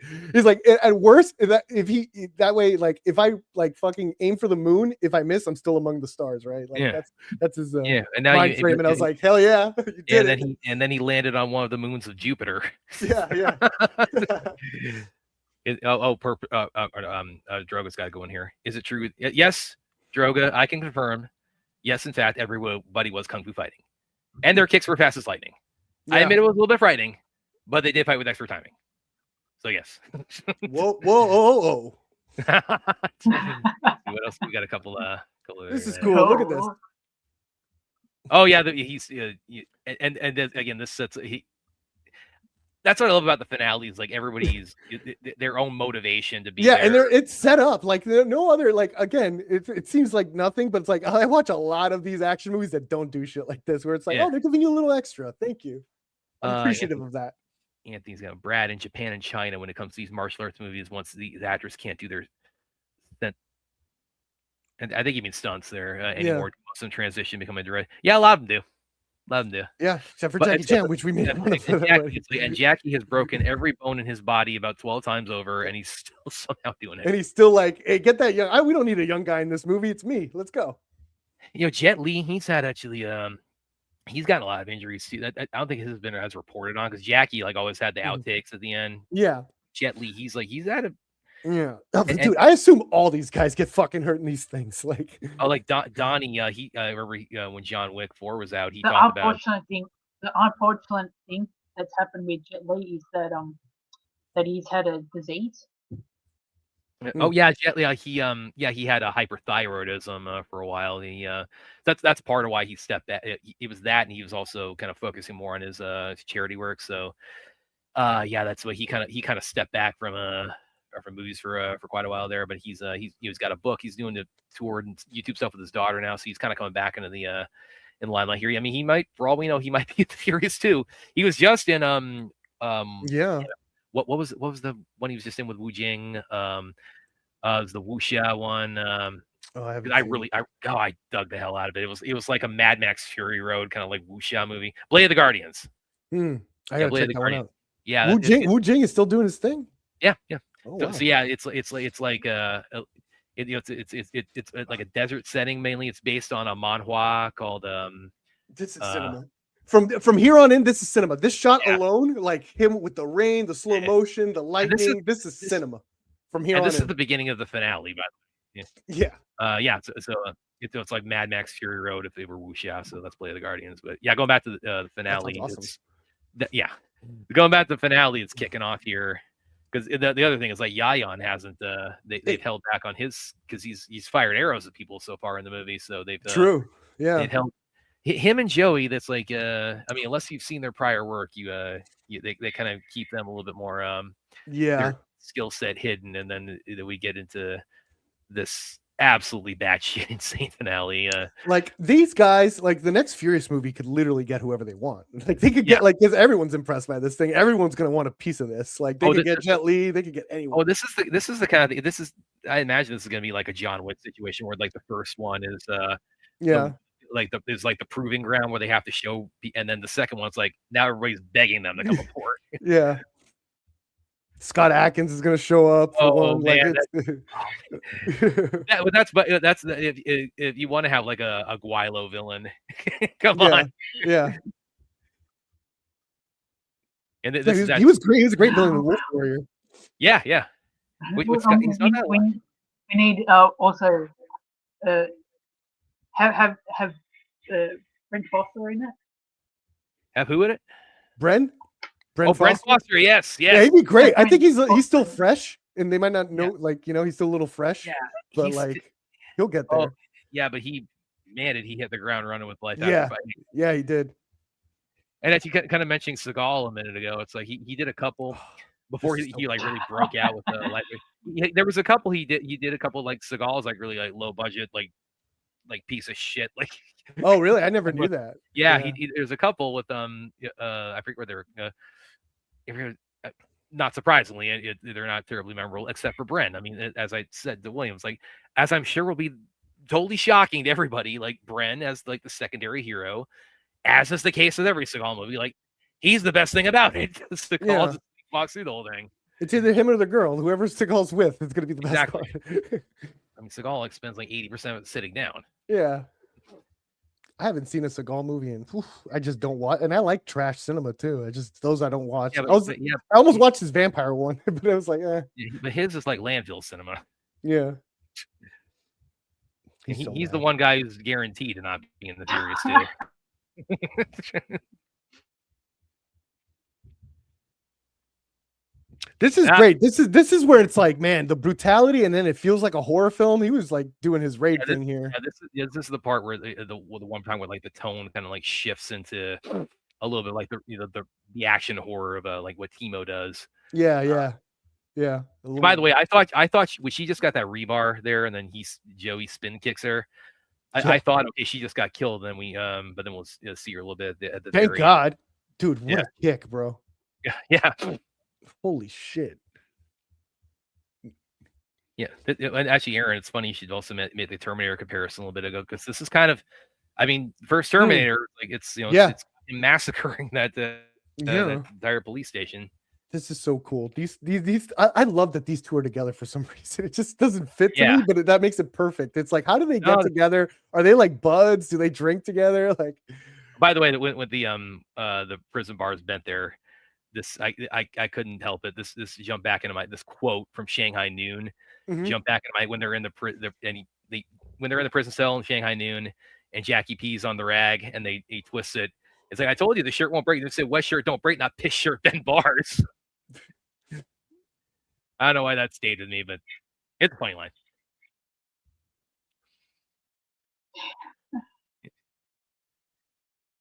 Yeah, here we go. It's I mean, the best finale I think I've seen in the last like half decade.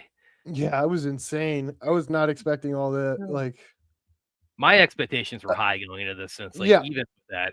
Yeah, no, me too. And it's like, I've seen Baby Assassins 3. Like, I've seen like the choreography. I loved Hydra, Ghost Killer. I've seen the stuff, but man, I was not prepared for this part. Like, it feels like they gave, what do you think it is? They gave like Consume like way more time to actually choreograph. They had to, right, compared to any other movie. Yeah, this was done, I think, like the finale specifically, I think, because I think this specifically was done about over a period of like 3 weeks. Like, that's what I read. They had about 3 weeks. That seems short too. Damn. Yeah, well, but I mean, like, compared to like, I mean, Scott Adkins, he talks all the time about like, yeah, he does like 6 days, like 2 days for a fight sometimes. Yeah, and it's like, I mean, and that's when it's like a lot of lower budget, like DTV or streaming. That's why I have a lot of respect for those movies, because like, man, they do not put them together like Hollywood. Yeah, they talk all the time about like they're in a race against the clock, and it's like, God, imagine if they actually gave those guys more time and money, and for the results they get for that. Now give them. Okay, here it's.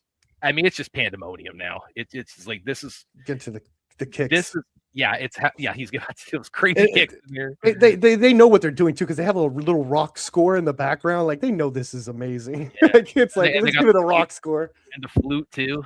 Yeah. God. I love all the groundwork. Yeah. They're rolling. They're spinning. It's like this, like with the rise of MMA, like Hong Kong movies, and they've really. This part. Oh my God. I'm gonna get back to that in a minute. Yeah, because these kicks are. Oh my God. Yo, and I also give credit to Joe. I don't think anyone plays beat up and tired as well as he does. When you think like, he really does look tired in a lot of these shots. I mean, look at what he has to deal with. I mean, who wouldn't? Yeah. It's just like, he has a certain. He's like a real actor in that sense. So like, the other guys, they're acting tired, but like Joe, I feel it for some reason, But yeah, going back to that, we were saying about the groundwork, Aaron. Yeah, I think because of the rise of MMA and the broad Brazilian Jiu-Jitsu into it, and of course the martial arts world in real life is it's very much adapted to that paradigm shift. But that's been what's so fascinating about like the action movies, especially Hong Kong action movies. Okay, now the way they've incorporated and adapted that has been really fascinating. I mean, that kind of really kicked off, I think, with Donnie Yen and Shaoling and the Flashpoint, and then and I mean, but again, this is like, I mean, what they do here, it's just so. I called it in the review I for KFK. I said this is like the Pythagorean theorem of like fight choreography. Yeah, all the different ways they just configure and structure and reshape and trade off opponents. It's and what's amazing is that they have to make it look sloppy. It's not like slick at all, Like, they're constantly like stopping each other's moves and stuff, which is really cool. Or like balancing, they're trying to keep balance so the guy didn't quite flip him over, so now they have to. There's a whole choreography on just trying to flip the guy over that's not going. Like, and then you add in the bad guys here. They both have swords. Yeah, this part's nuts. This part I showed my brother, and he's like, "All right, I'll watch the movie." Like,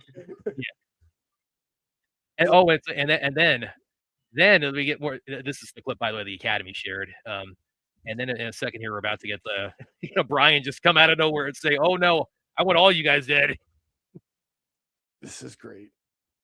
Again, that's so cool. Yeah, that's the most. Yeah. That reminded me a little bit of like in Mission Impossible 2 on the beach fight when the knife to the eye, close to his eye. Here we go. This is where my girlfriend clapped in the movie theater. When the guy Brian runs in with that cowboy hat. Yeah. And she's like, "Oh no!" And dude, the whole theater just went nuts. Yeah, which it had a good turn. I saw it 3 times theatrically. It had a really good turnout every time. I had I had like a middle-aged housewife that clearly was dragged in by her husband. And it's like, and she was laughing too at this part. She just started laughing. She's like having a blast with this. Yeah, and what's the thing? Another thing coming up here is sweet. Another game. Oh yeah, look. Oh man, that where he suplexes him and he has to run on his hands again. Yeah, that's so cool. This is the kind of like thing like you have to like rewatch this like 100 times and just to break down like every individual like it's this is like an encyclopedia. Yeah, that just one of the big differences I've noticed between like Hong Kong and let's say like Japan is like Hong Kong and like mainland China, they love moving that camera, where it's like Japan, it's very like standard, just try to get the action. And I really appreciate this. It's like, oh man, because Katsume, like even the baby assassin stuff, it's like shot pretty like standard how you would shoot it. You know, you only move the camera when they're like shooting on the ground or something. This is all over, like there's not just choreography in front of the camera, they have to choreograph with the cameraman as well, like doing all this stuff. Well, yeah, and it's also a safety measure because they got these guys, you know, kicking each other, you know, 3 inches away from the camera. Yeah. In many ways, a lot of the times, and I think one of the reasons that there's been a big shift where like the action in Hollywood was kind of bad, and then it slowly got better, is because I think they were letting their stuntmen finally actually film the action stuff. You know, well, that's like where Chad Stahelski and the '87 guys. Okay, this year, I'm sorry, would this happen here?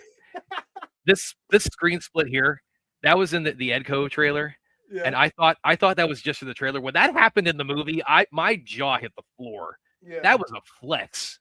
That was like, oh, we're just getting started here. That was Kenji saying, "Oh, we are like you." There are no rules. This is unhinged. Yeah, I love that. I love when a movie gets unhinged with itself. No, it was. You know what it was? It was Michael Keaton and Batman going, "You want to get nuts? Let's get nuts. Let's get nuts." God, this is incredible. It's very impressive that they did this for 2 weeks. Yeah, I was thinking about 3 weeks, but 3 still, weeks, yeah. Like, I mean, this is. I mean, there's so much. Like, think about it this way. I think the Old Boy hallway fight was like 2 weeks too. It's like this seems like it has way more stuff going on. The whole last half hour. This is it. So. Yeah. And then in fact they splinter off a little bit here with Joe and Yaya when they get thrown over right there. That at that point is when the cast and crew go, oh, thank God they're splitting. We don't have to like keep playing. It must be insane, you know. That's what they do in all these action movies. They do the splitting off. It's like, we got to make this easier. Well, Kenji's like splitting it off and then bringing them back together constantly. Yeah. Well, but they don't want that split off here. It's like Joe and Yaya are like, okay, we can take a breather. Yeah. This is still great though. Look at this. Yeah. The ladder when he brings in the ladder, and I agree with you. Where like Joe really sells like the idea of like just beat up tire guy who just through it constantly. But yeah, the ladder when he brings it in here, it's like I was kind of okay. That's a little bit like a First Strike, Jackie Chan's First Strike. Oh, true. You know what it reminded me of? A weird Wu Ping movie. Remember that Musketeer movie? There was like a ladder scene in that. Remember? Yeah, I think I know what you're talking about. Yeah. It reminded me of that a little bit. I was like, oh, Wu Ping based. God, look at I mean, he's hanging above both of them, and then he gets down, and then he's kicking again, and again, also a miracle that I'm not annoyed by intercutting in a fight scene. I usually am, you know, like this is so well done. No, with this, it's like you welcome the intercutting. You're like, bring on the intercutting. Yeah, intercut to your heart's content. Oof, that broke his hip. Yeah. Oh, he just cracked a few ribs of that. Yeah. It's like, and again, when I interviewing these guys, as far as I didn't hear about any big injuries from this, which is really, with how hard they're going, that is really impressive. Nobody got hurt doing this. Yeah, is Kasumi that good? Like that professional too, probably. Yeah, again, you hear the ladder with them. Oh, this was cool. We just threw him. Was that a fucking wire gag? That looked cool. That might have been, yeah. That might have been, yeah. Again, like whatever wire work there is in this is probably more of a safety measure, and let's like we're not trying to make dudes fly. We're still want them to like fall and crack their head open. Yeah. Yeah. Okay. And now we're getting to what I said earlier about the way it ends for one of the heroes. It was definitely a surprise for me. Oof. Oh God, Joey's like, oh man, that roll he just did. Yeah. With the rolling and those kicks. Dude, look at these rolls, dude. That's like, how does he even come up with that concept of like roll like that?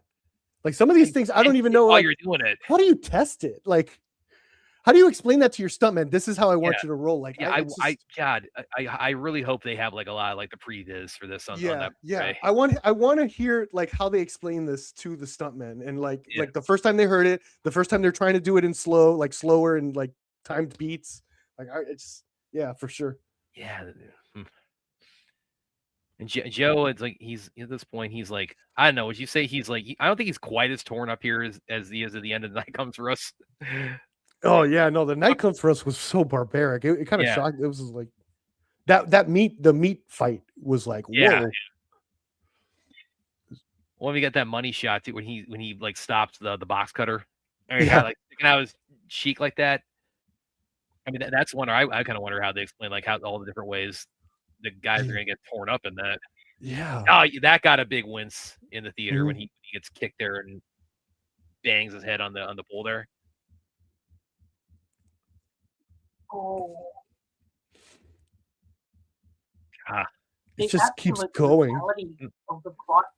Oh yeah, this fucking kill. Oh my god. Yeah. Oh, this is. And this oh is my like, god. And this is right out of Baby Assassins too, when he you know what I'm talking about, where he escapes the headlock. Yeah. And they turn that into like a blade attack. Again, how do you convey this? This is how we're gonna do it to the stunt guys.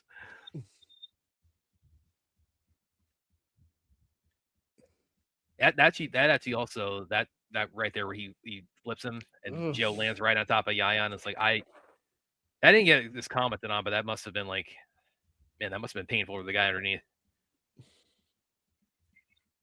Again, yeah, this by this point with what we seen, okay. I was like, all right, I didn't think he was that this was how it was going to end for Joe, but he said, all right, if I'm going out, I'm taking you with me.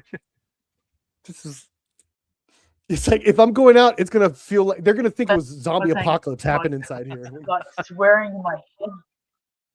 Yeah, we're getting close to that point I was telling you about. Where I'm gonna. I was so shocked to see that Joe's character died. Yeah. Yeah.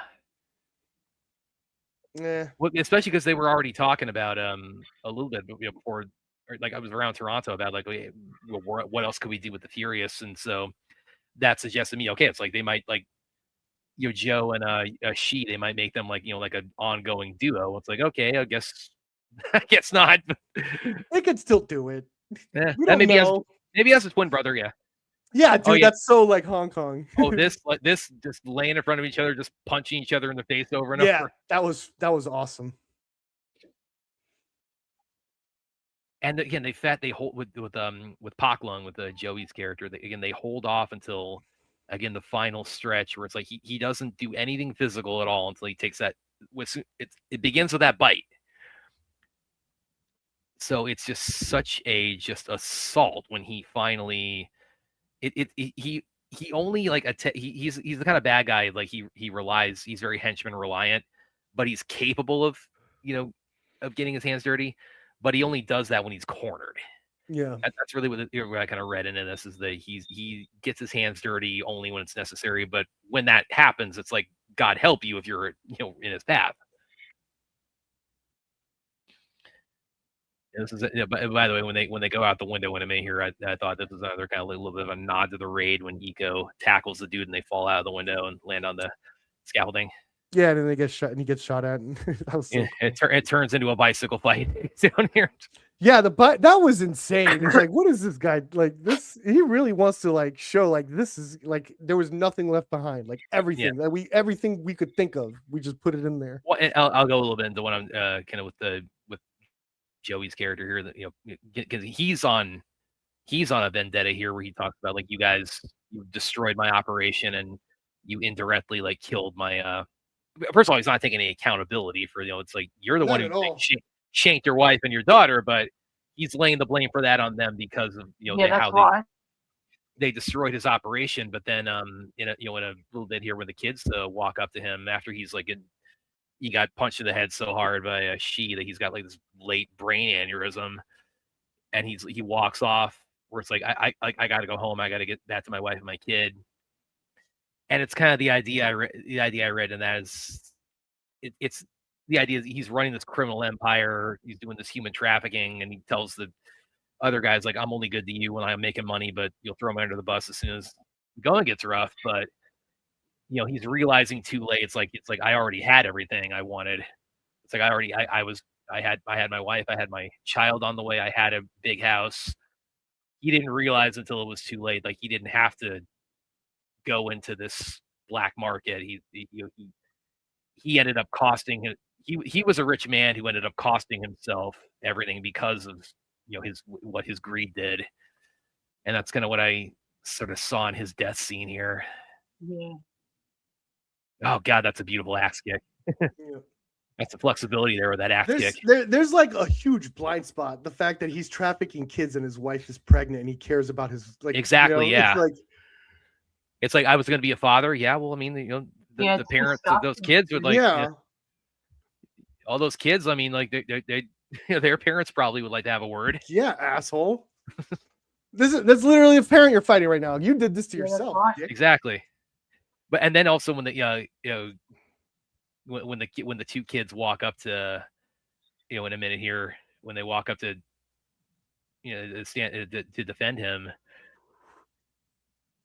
it's kind of like what you were saying earlier, Aaron, about like this is the rare instance in a human trafficking plot where like the kids actually become participants in their own liberation. Again, this trafficking thing is huge in I've seen so many stabbing in the throat, breakthrough. There's so many movies with like human trafficking, and they're not as good. Like they don't deal with the kids or the victims as good as this one does. But the fact that they've seen this dude, I mean, again, the kicks he's throwing, I mean, just how much he's destroying everybody in this path, and that again, their father, her father, and the guy who's trying to rescue him, it's he spent the whole movie trying to save them, and then it's kind of like, okay, now we're returning the favor.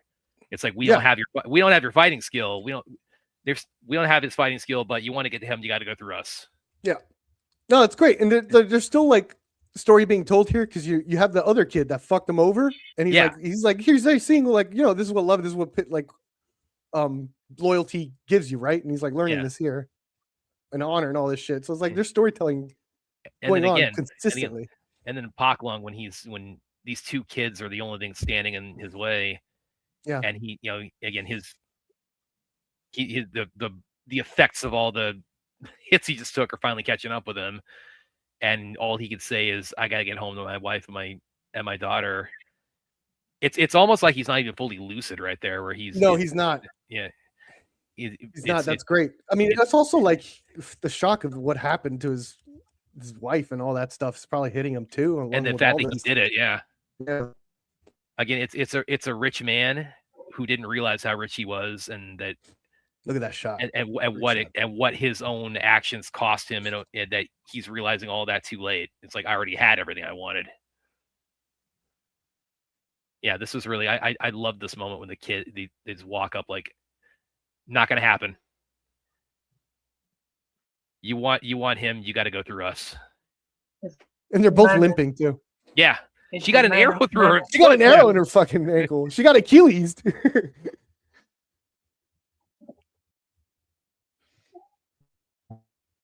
Yeah, it's like, again, I got to go home. Yeah, that was again little nice moments that you wouldn't find in these type of movies, which was great. Which is probably the success of it. And he's selling that hobble really well with his leg there. Yeah, he got cracked at the bike pedal. Yeah, we're gonna see all these guys in a Marvel or DC movie. This guy, too. Yeah, that's a must. Yeah, I mean, hell, put him in a Star Wars movie and like don't do like what you did with them in The Force Awakens. Yeah, I know.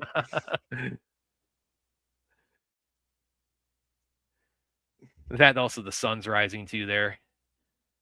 Again, it's like just everything I could have had, and I destroyed it. Yeah, dude. He got rocked. Dude, his brain was literally melting. Oh, yeah. And it's coming out of his eyes and ears there. Yeah. It's like, holy shit. He got rocked. And this. I mean, the fact that Navin, Joe died in there a minute ago. It's like, okay, this moment here where it's like, oh, we're not even sure if he made it either. Oh no, the sequel's gonna be with the little girl and boy. No. Well, again, I mean, they're standing up to the bad guy with an arrow for their leg, so it's like they earned it. They earned it. Yeah. Then I really breathed a sigh of relief in a minute here when I saw, okay, he made it. Okay. Joe's alive. I'm saying it. I'm calling it. Again, they could pull, pull the twin brother business. That's what Van Damme wanted to do with Expendables, where it's like he could be the villain again, and yeah, that's perfect for Van Damme because he has so many twin movies. Like it's exactly, with Double Impact. It's a commentary on his movies, just like the Expendables. Yeah, why didn't they do that? It would have been better than what we got in Expendables 4. Yeah. Oh yes, definitely, Clint. Absolutely. Yeah, remember when everyone was mad at Expendables 3 for being PG-13, and then Expendables 4 came out, and they're like, "Oh, my bad." Oh man, that broke my heart. That one. That Eco too. He was exactly. And Tony. Yeah, and Tony. Oh my god, I forgot about Tony. Did they use Joe better in Fast and Furious 6 or Tony better in Fast and Furious 7, in your opinion? It's a tough one. I think I might say Joe a little bit better in Fast and Furious 6. Yeah, I do think he's. It's not like by like a huge margin, but I do think Joe.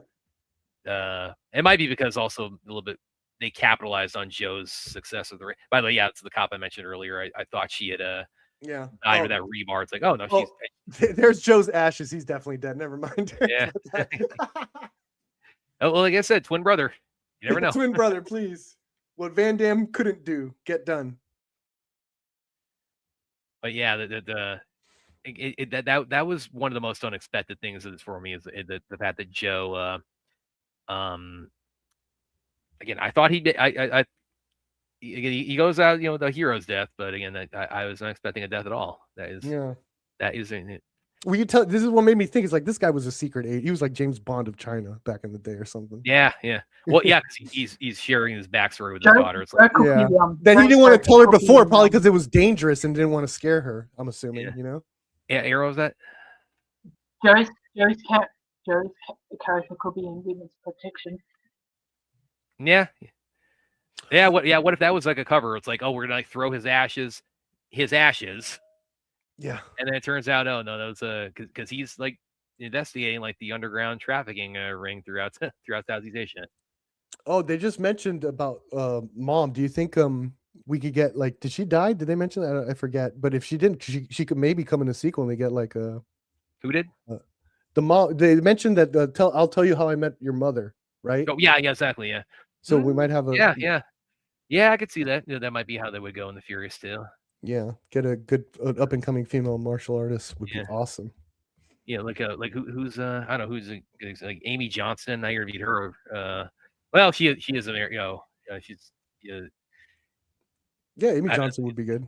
She'd be good. Yeah, I think. Or who else is I like them. Veronica No. How about Veronica No? That'd be cool. One of the baby assassins, if they're old enough. Yeah, right? one of the baby assassins. If they get old enough, they seem like they're older. They're like early 20, yeah. Well, that is the Furious, everybody. The new Hong Kong martial arts action masterpiece that waited with bated breath for over a year as it made through the festival circuit. Got to us, lived up to the hype, and then some. In my opinion, the best Hong Kong action film since Hard Boiled. And that is definitely a compliment, and then some. But yes, I've shared. It is now on digital, and it will be making its Western debut. Where'd I put that comment? It will also be on physical media from Lionsgate Limited on August 11th. Where's that link? I put the link in here for you guys if you wanted to pre-order it. Damn, I do. Is it 4K? It's 4K and Blu-ray. Perfect. Yeah, here it is. Right there. So yes, get this on your shelf because this is the exact thing we talk about when people say buy physical media because this is what was made for that saying. Mm-hmm. Yeah, exactly. Yeah. No, and physical media is going away, so get it, please. Yeah, get it while you can, definitely. We lost that fight already, so let's just go. Let's just get what we can. We're going to take a break of a couple minutes here, and then we're going to start our next one of the evening, Mortal Kombat 2. Perp, I believe you said you're going to go ahead and bow out. Tonight. Yes, but thank you for joining us tonight, man, because we and thank you for the patience, because I'd wanted to do this for about 2 weeks, and then kind of had some couple things caused they delayed. But we waited a year. We waited pretty much a year for this movie. I could have waited a couple more weeks, so it's fine. But yes, The Furious. I think most people would agree, as this is the the Raid, like Ong Bak, like John Wick. It's one of those ones that comes around where it's like that's the bar everybody's shooting for now. And as Per pointed out, with the style of action and combat and movement in this, it's like, how do you even replicate that? That's good luck, everyone. All right, we're gonna take a couple minutes here and get started on MK2. But yeah, Perp, thanks for joining us, man.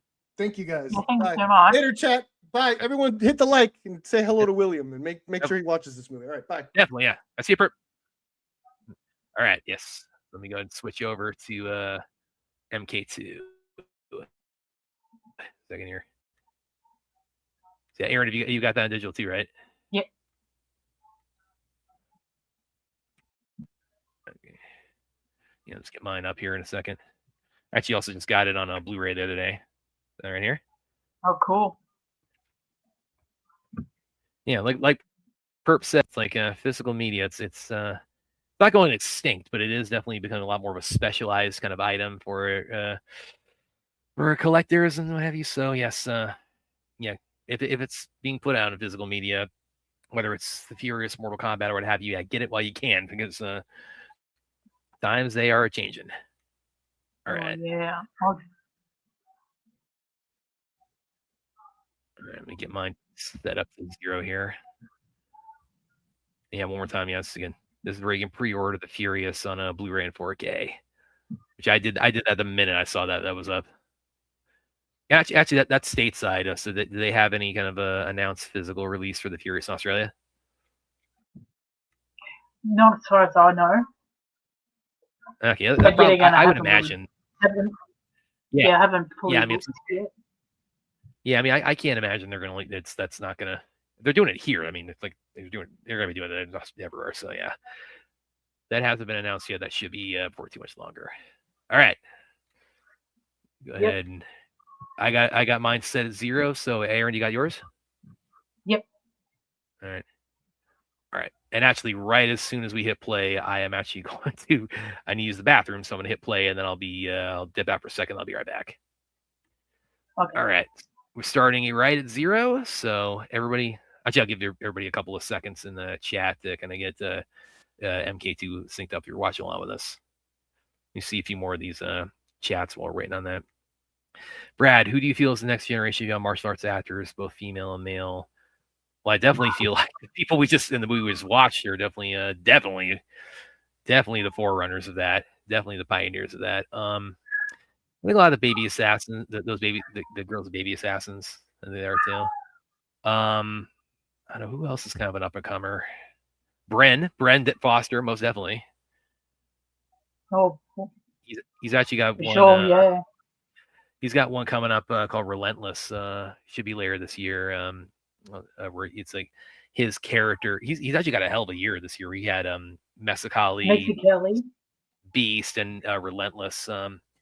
And that's Relentless. That's where he's an MMA fighter who's dealing with cancer. So that'll be kind of an interesting one. All right, I'm gonna go ahead and get play in here, and then I will step out momentarily to use the restroom, and I'll be right back. All right, so I'll go ahead and count down, and when I say go, we'll hit play. Everybody ready? Watch along. Yep. All right, here we go. In 3, 2, 1, play. And combat begins. All right. I will be right back, guys.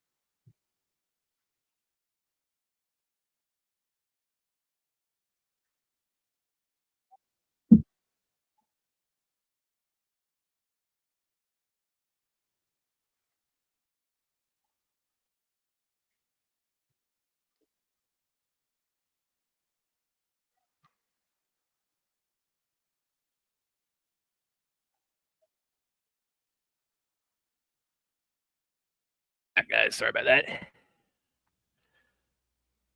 It's right at King Jared's face off with Shao Kahn in the opening here, determining the fate of Edenia. By the way, Perp mentioned he wasn't he wasn't as crazy about MK2 as we were, so that's why he decided to sit out. William, I mean, of course, he's not at least of the movies, he's not an MK fan at all. So yeah, it is what it is. Oh, really? You did? Okay, I'm going to say something very controversial for you, Anthony, to answer your question. Is that it's a fake martial art. What's a fake martial art? It's a fake martial art. Even Joe Rogan has pretty much called it out. What is? Steven Seagal. Oh, Steven. Oh, he's yeah. Well, Aikido is because I've done it's not my special. I've done some Aikido. So it's not that it's not. He's terrible at it though. Like Aikido is like it does have a long lineage. I do think it's best is kind of working in tandem with other things. So like in tandem. I think he didn't come from like the main line, mainstream. Yeah. It was like a branch or something. Yeah. Well, and apparently, also, apparently also like a weird branch of it. Yeah, and apparently a branch where like the coach like didn't even like slept through Seagal's test. Like that's how he passed. Yeah. Yeah, Seagal was not the he was not the best ambassador for Aikido or really, and it's because he had some good ones when he was at the beginning of his career. He had like a Mart for Death, and he had Under Siege, and he had like most of his best work is at the very beginning. But yeah, like Aikido is like it's very defensive. It's based around like throwing and redirecting your opponent's attack. And so like that's why you see like Seagal's fighting style. He has a lot of wrist throws and a lot of things like that. So I never speak disparagingly about any discipline that I have, whether because there's always like anytime I've always found anytime you hear somebody say like this style or this is bullshit, that's like it's never long after that before like you see like somebody either in real life or on YouTube say, "Oh, no, they calling me that in real time." What's that? Yeah, I said Brad's calling me out in real time. No, Aaron, no, I'm not. It's I would never call out sis. No, come on. I would never do that. Well, no, we're talking about Steven Seagal here. Yeah. That's what I'm saying. It's like he's if you want, he's not the guy to be the best ambassador for Aikido because it's like he's. Well, I mean, look at his. Well, to be fair to that particular style, he did sleep his way up to the top. Exactly. To get where he was, because that's true.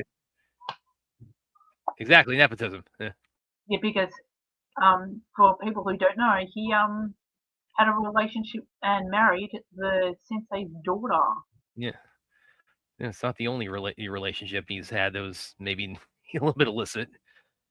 Yep. We need to get off of Seagal because he's probably like watching this somewhere, just from Russia, like to send somewhere in Russia. No, I would never call out sis though. Come on. This would have to like say something absolutely incendiary for me to like, Yeah. But anyway, we're not talking about Seagal tonight. We're talking about Mortal Kombat tonight. Which this was interesting because this came out a few weeks before the Furious and shares someone in the Furious. Of course, Joe Taslim is going from Sub-Zero to Noob Saibot. Actually, by the way, before I get any further than that, Adeline Rudolph, because we were talking about like who could be like some female martial artists in the Furious 2. Like I don't know like how if she like trained just for this role or how much training she does, but I really liked her last katana, so yeah, she might be like somebody you might want to give a call to.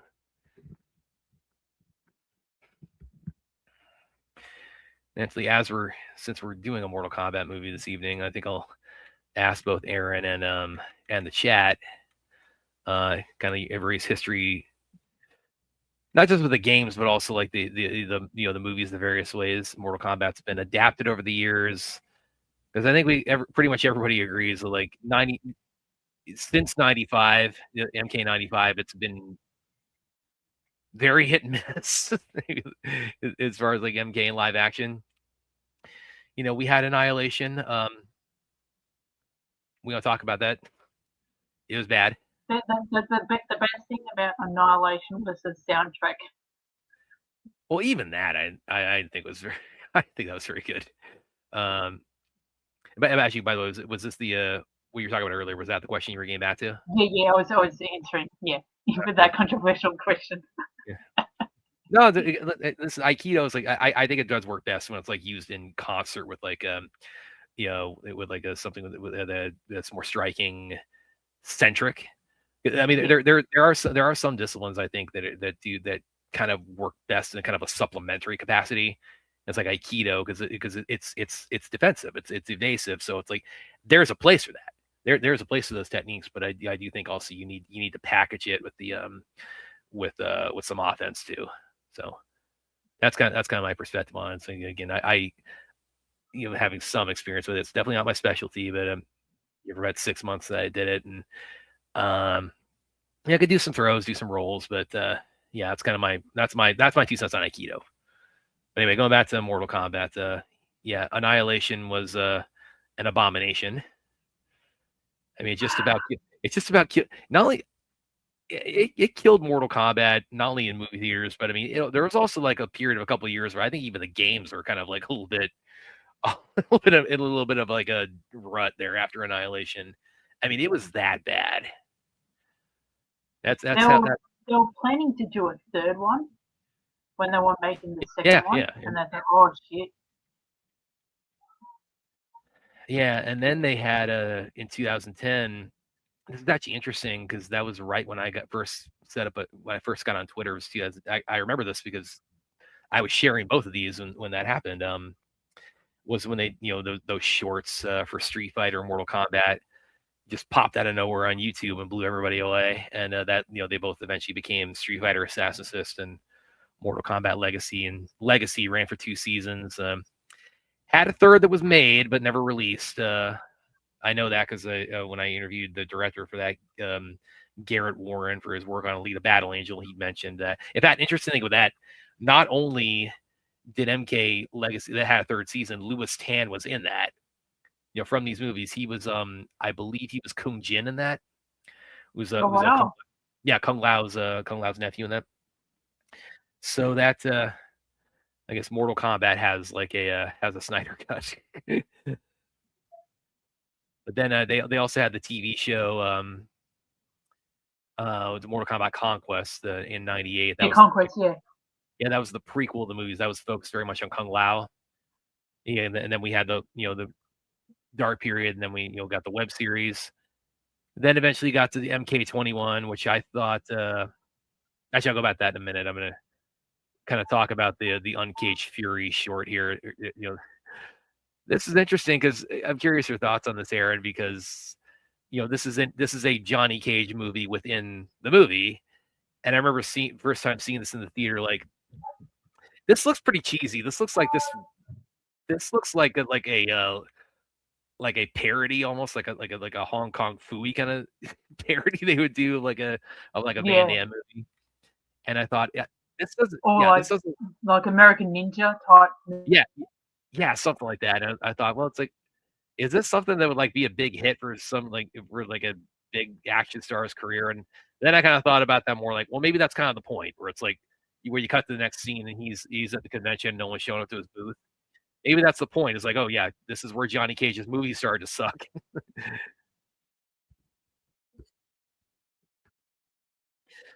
Good soundtrack choice though with "Drop You Like a Hurricane." It's like a movie within a movie. Yeah, and again, the fact that the tone is so over the top on it and so cheesy. Again, at first I kind of thought like, well, this would bomb. This would not do well, and then maybe that's the idea. Is like it did bomb, and then like a Tubi movie. Yeah, maybe. And Carl Urban, it's interesting because when I heard he was going to be Johnny, I love him in Dread. It's like like Dread is like that's kind of like my that's my like top tier for like Carl Urban is Dread, and of course he's well known for Butcher on The Boys. But so he's he's known for being like the really kind of like gritty, grizzled kind of hero. So he wouldn't have been my first choice for Johnny Cage. I mean, like a lot of people, I was definitely thinking casting Scott Adkins and Brent definitely would have been. Yeah, Brent. I also Brent's name come out a lot. Yeah, so he was but then a lot of wrestling fans were saying that they wanted The Miz. Yeah, I remember seeing that a lot. Yeah, and I remember even like Ryan Reynolds, his name got tossed around a lot when they were, so I love those posters too, where the posters of it's clearly like the Johnny Cage posters are meant to be like this is like designed after Mission Impossible. This is designed after Terminator 2. But yeah, once we saw, okay, this is the approach you're taking. Like Johnny Cage, he's a little bit older. He's kind of he's in a career rut, and they're I would say they didn't even like really do like he's his personality is kind of known to be like he's cocky, he's full of himself, he's a pretty boy, and this is more kind of like he's almost kind of like bitter and like full of like regret and self-doubt. Like they really went a different, kind of the opposite of like where you sort of expect Johnny Cage to go. Then with like that, it's like, okay, it's like, yeah, I think Carl really, he's definitely very well suited for that. When I was watching this, I kind of felt like there was elements of Mortal Kombat Legacy. Yeah. The storyline of Johnny Cage there. Yeah, we're hitting his career. Yeah, but except for that, he went into like reality yeah, TV. Yeah, he was on Power Rangers. Pretty much around that time. That's when reality TV was starting to become really big. Yeah, and then that went, and we saw that kind of went, that really ran itself into the ground. But yeah, and he was he was also on Power Rangers. Oh, by the way, real quick, because they're going through the whole lightning portal here, and I remember this. I don't know why this like just stayed in my mind in the theater when I saw this, but he walks through the portal, and I'm thinking like, dude, you just left your trunk like wide open there. Like somebody's gonna steal your car. You're gonna come back there. It's like, where the hell did my car go? Or steal all that merchandise. Yeah. It's like, I mean, I would have at least like shut the trunk. I don't know why that just annoyed. I was so like worried on his behalf. Like, dude, you left your trunk sitting wide open while you're going through this lightning portal. There we go, the training there, and then of course, as far as like the whole franchise, we had MK Mortal Kombat 21 come out, which that on air. What are your thoughts on like the first one from 2021? I didn't mind it. I really didn't mind it. Yeah, I was. It's kind of. I knew where they were going with it. Yeah. But I reckon they were definitely building up to do flesh more of it out in the sequel anyway. But people just some people just didn't have any of the patience, Yeah, well, it was because for me, it's like that year. That was also the year, of course, Zack Snyder's Justice League came out, and of course, all the history of that. And if you had asked me at the time, like, what's my most anticipated other than that year, it would have been Mortal Kombat. And I kind of came out of that thinking, like, the way I put it is like, I like you said, I thought I didn't mind it, but I really wanted to rate that like higher than I did. I mean, I didn't think it was bad. I didn't hate it, and the big thing was because it really was like the opening and the finale, the Scorpion and Sub-Zero parts. Those are the parts where I thought it was like, oh, it was just firing all cylinders. And then I just found it kind of hit and miss in the section in between. So, but they did good enough with like where they really excelled in the first one, where I thought, okay, it's like they still got they got a good foundation to work with here. So that made me really it still made me on board with the second one. And then the fact that they were also kind of going out of their way in leading into the second one to say it's like, we heard your feedback, we're working on it. And I think it's pretty much universally agreed that this is the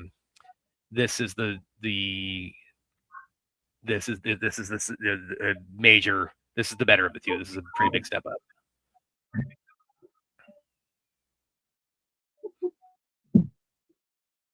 Like one thing I didn't really kind of get as much of, like as far as like any backlash, was the whole thing with Cole Young. I didn't realize probably until like about a year before this one came out that there was like a big like backlash to Cole in it. But then the movie kind of makes that pretty clear with like what happens to him. It's like, okay, you didn't like him.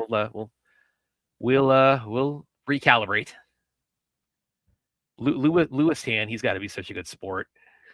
Because imagine them telling him that, where it's like he's the lead in the first one, and then they go into the second one. They say, "Well, everybody, so many people hate you. We're gonna have to kill you off, unfortunately." So he's got. I imagine he took that. He's a pretty good sport about it. He took that pretty well. But he's doing it. I did not really appreciate the amount of hate that Lewis Tan was getting from the first one. Yeah, again, I didn't really. It was disgusting. It was too much. And it was like there was like awful comments and stuff. Yeah, well, I think that was kind of born out of the idea. I'm not justifying it, but I'm saying I think I was born out of the idea that he, the Cole Young character, he was meant to be like kind of like the audience point of view. That's because he's an original character. They made him as a descendant of Scorpion, but he's an original character. And the idea was that he's like the audience's kind of eyes into this world. And then I guess the audience said, no, we got our eyes. They're Liu Kang, they're Johnny Cage, they're Raiden, they're Sonya. So again, I didn't have a problem with him in the first one. I did like, actually, if that, as far as like his backstory, I did like that they actually made him an MMA fighter, because I did like that it's like, Mortal Kombat, of course, is very steeped in in martial arts, and seeing that the fact that they integrated that shows me, okay, they're kind of following like the evolution of martial arts in the real world, as it from like when the franchise started to kind of where everything's gone to now. So I did that like in that aspect, I did enjoy his character. But the overall packaging. Same here. The thing is, in the Mortal Kombat universe, there's always been some original like characters within like other mediums, and they've always added it to the games. Yeah. Well, and Cole, I'd imagine Cole, he's probably going to be integrated in the game somehow. And by the way, also, with the way this ends, too, the last scene, and I'm sure you know what I'm talking about. It's like, I wouldn't write off a Cole return either. I would not write off a Cole Young return. And it's interesting too, because when the first one came out, I had this theory that Cole was actually, he was going to be the second Sub-Zero Kuai Liang. And the reason I thought that is I kind of thought back to Iron Man 2, where the way they introduced Black Widow in Iron Man 2, because she has, her name is Natalie Rushman in that. She's that pseudonym she's using, and they real know she's Natasha Romanoff. So I thought with that, okay, like they might be doing something similar. It's like Cole Young might be like a what's the term, like trans linguate, something like that, like a Anglicization or whatever it's called of an Asian name, so like Cole Young to Kuai Liang. That's what I that's the theory I was kind of going by. Maybe they'll end up doing that. I don't know. In, number 3, but we'll see when they get there. That'll be cool. Oh, hello, Ed Boon. Yes, Ed Boon. Oh yes, this was an awesome cameo they had for him. He did he have I know he had a cameo on Legacy. He was like in one of the he was one, like he was in the Johnny Cage episode in season 1 of Legacy. And he does also definitely have a voice cameo with Scorpion here. I don't think he had a cameo in '95. I'm gonna Google that real quick. Again, Ed Boon. I don't know. I reckon he needs to be like the Stan Lee of the Mortal Kombat world, and have cameos in all the movies and TV shows. Yeah, he does. He's a voice cameo. As a Scorpion, and I think that actually they did use his voice in what Scorpion says, "Get over here" in '95. That I believe that was his voice. But as far as like appearing on camera, I think this is his only major cameo. But yeah, that would be that. I do hope they run with that, where it's like make him like the Stan Lee of Mortal Kombat.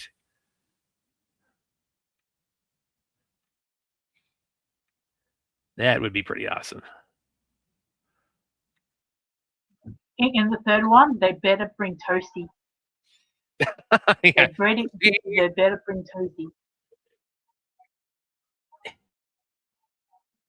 Something else too that one thing that I think that they have never managed to top from '95 is Goro. Like the Goro, I think the best we've seen him in live action was in '95. Or he's like this really complex animatronic. Because it's all practical. Yeah. I didn't latch on to him that really in 21 because I get the idea of like you to make him bigger using CGI, but it kind of took him a little bit more to like Hulk territory. So that's with 95 they had him, the puppeteers and the suit. I think that's our best live action. Proportion. Yeah. The proportionality was better because he was like a humanoid. Yeah. So, yeah, that's one thing where it's like, and again, don't with the way this ends, don't write off return of any of these characters who have died. I mean, that's just how Mortal Kombat is. I dug this. That's actually Carl Urban's son there, who's playing like the young version of Johnny Cage at the Taekwondo tournament. So like, that kind of takes me a little bit back to my Taekwondo days. I remember wearing all that gear and sparring.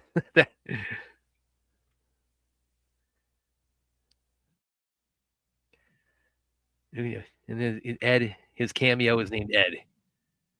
Okay. Let me go back to some of your.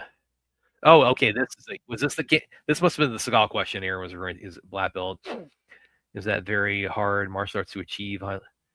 I mean, it requires. I mean, Aaron and I can both attest. It's a lot of hard work. It's a lot of dedication, a lot of discipline, but it's totally doable. It's totally doable. So you got to put your mind to it. You got to have a lot of discipline for it.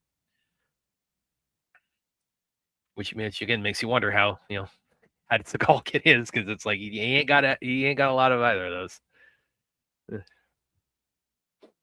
Unless it involves a murdered dog, it is not John Wick. Well, I mean, the dog only gets killed in the first one. Then he gets he adopts the second dog, and then so you can do John Wick without killing. We don't need to be killing dogs over and over. Come on.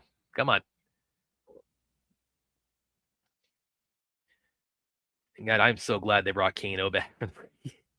That was one thing I did say about the first one, that Kano was such a riot in the first. He is hilarious in the first one. I'm so glad they brought him back.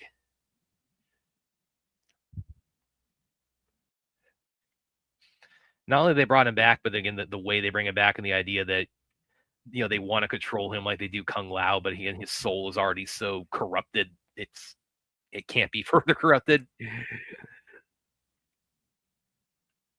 Yeah, I really dug Kano's return. And actually, bring this to a little bit of hometown pride for Aaron. This, like the first one, was was filmed in Australia and has a lot of local talent in it, both behind and in front of the camera. Oh yeah, for sure. I think that there's like 4 Australians in this movie. Well, and also like James Wan's a producer, and he hails from Australia. Now Carl Urban, not quite. He's next door. He's from New Zealand. Yeah, he's our neighbor. Yeah. We occasionally borrow each other's sugar. Yeah, but there's a lot of Australians involved in Mortal Kombat, both on camera and off. And look again, because I know the first one was filmed there. Yeah, this one was filmed in Queensland. Yeah, it was mainly filmed in Queensland. And also they had a break. They had to this part of the reason why this came out almost 5 years after like a little bit over 5 years actually from the first one was because of the writer's strike. They had to pause filming for about about 4 or 5 months when the 23 writer's strike happened. Oh yeah, oh, it was all over the news here, Yeah. like normal everyday hard news talking about the writer strikes, and then they were talking about all the film productions that was affected here. Yeah, because a lot of stuff. I mean, it was the next Godzilla and King Kong movie was affected by the writer strikes as well. They actually showed when it was affected by Mortal Kombat, they showed all the cast and that what they were doing while the strike was going on like hard news out here. Yeah, it's not just more like a lot of stuff. Stateside is if you filmed in Australia. It was actually when I first got in touch with Brent Foster about Life After Fighting. That was when the strike was going on. I wasn't quite sure. Could we actually do an interview right now? Because which he is a member of SAG, but he said he could have done the interview that time anyway. But then the distributor didn't want to do any press for it until closer when the Life After Fighting came out. So we ended up waiting like a year on that. Again, Bren, can't say enough good things about him because he is for him to maintain hey, it's like we'll come back to this a year later when the movie's coming out. That is a hell of a gesture on his part. Yes, we are, Clint. We are watching Mortal Kombat 2. We right now, my timestamp is 31:45.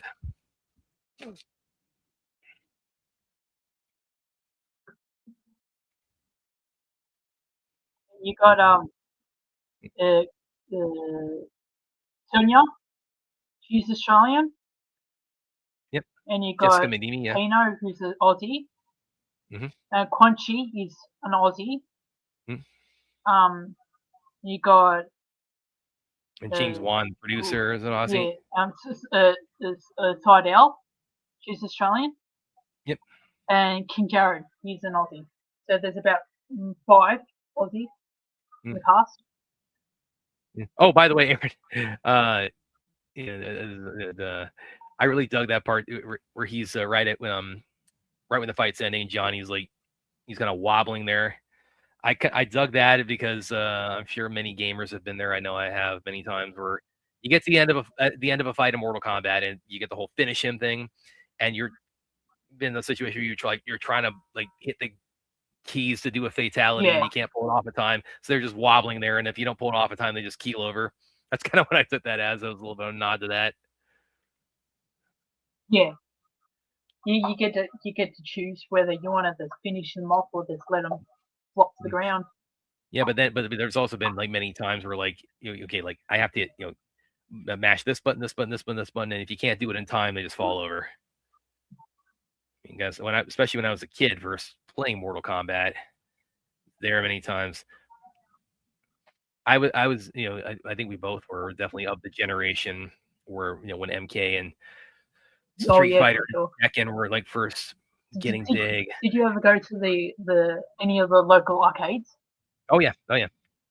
There was actually when I was about 7, I had a sleepover or I was at a sleepover, and all night we were playing Mortal Kombat, and one guy finally got to the final stage and he had to take on Goro, and he's telling everybody, okay, shut up, nobody talk, I need total concentration, and he pulled it off. He won. It's we were it was a big celebration.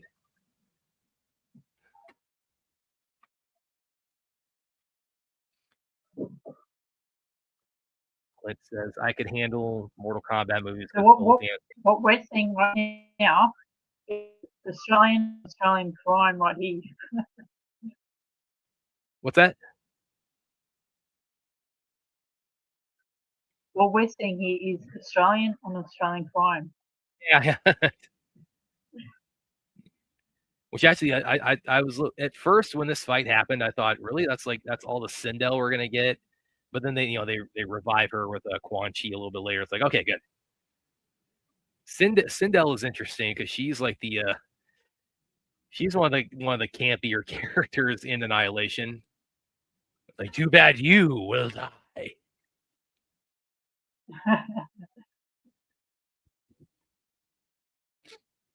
Here's a fatality coming. At least I got the casting right. Actually, had casted her as an Asian.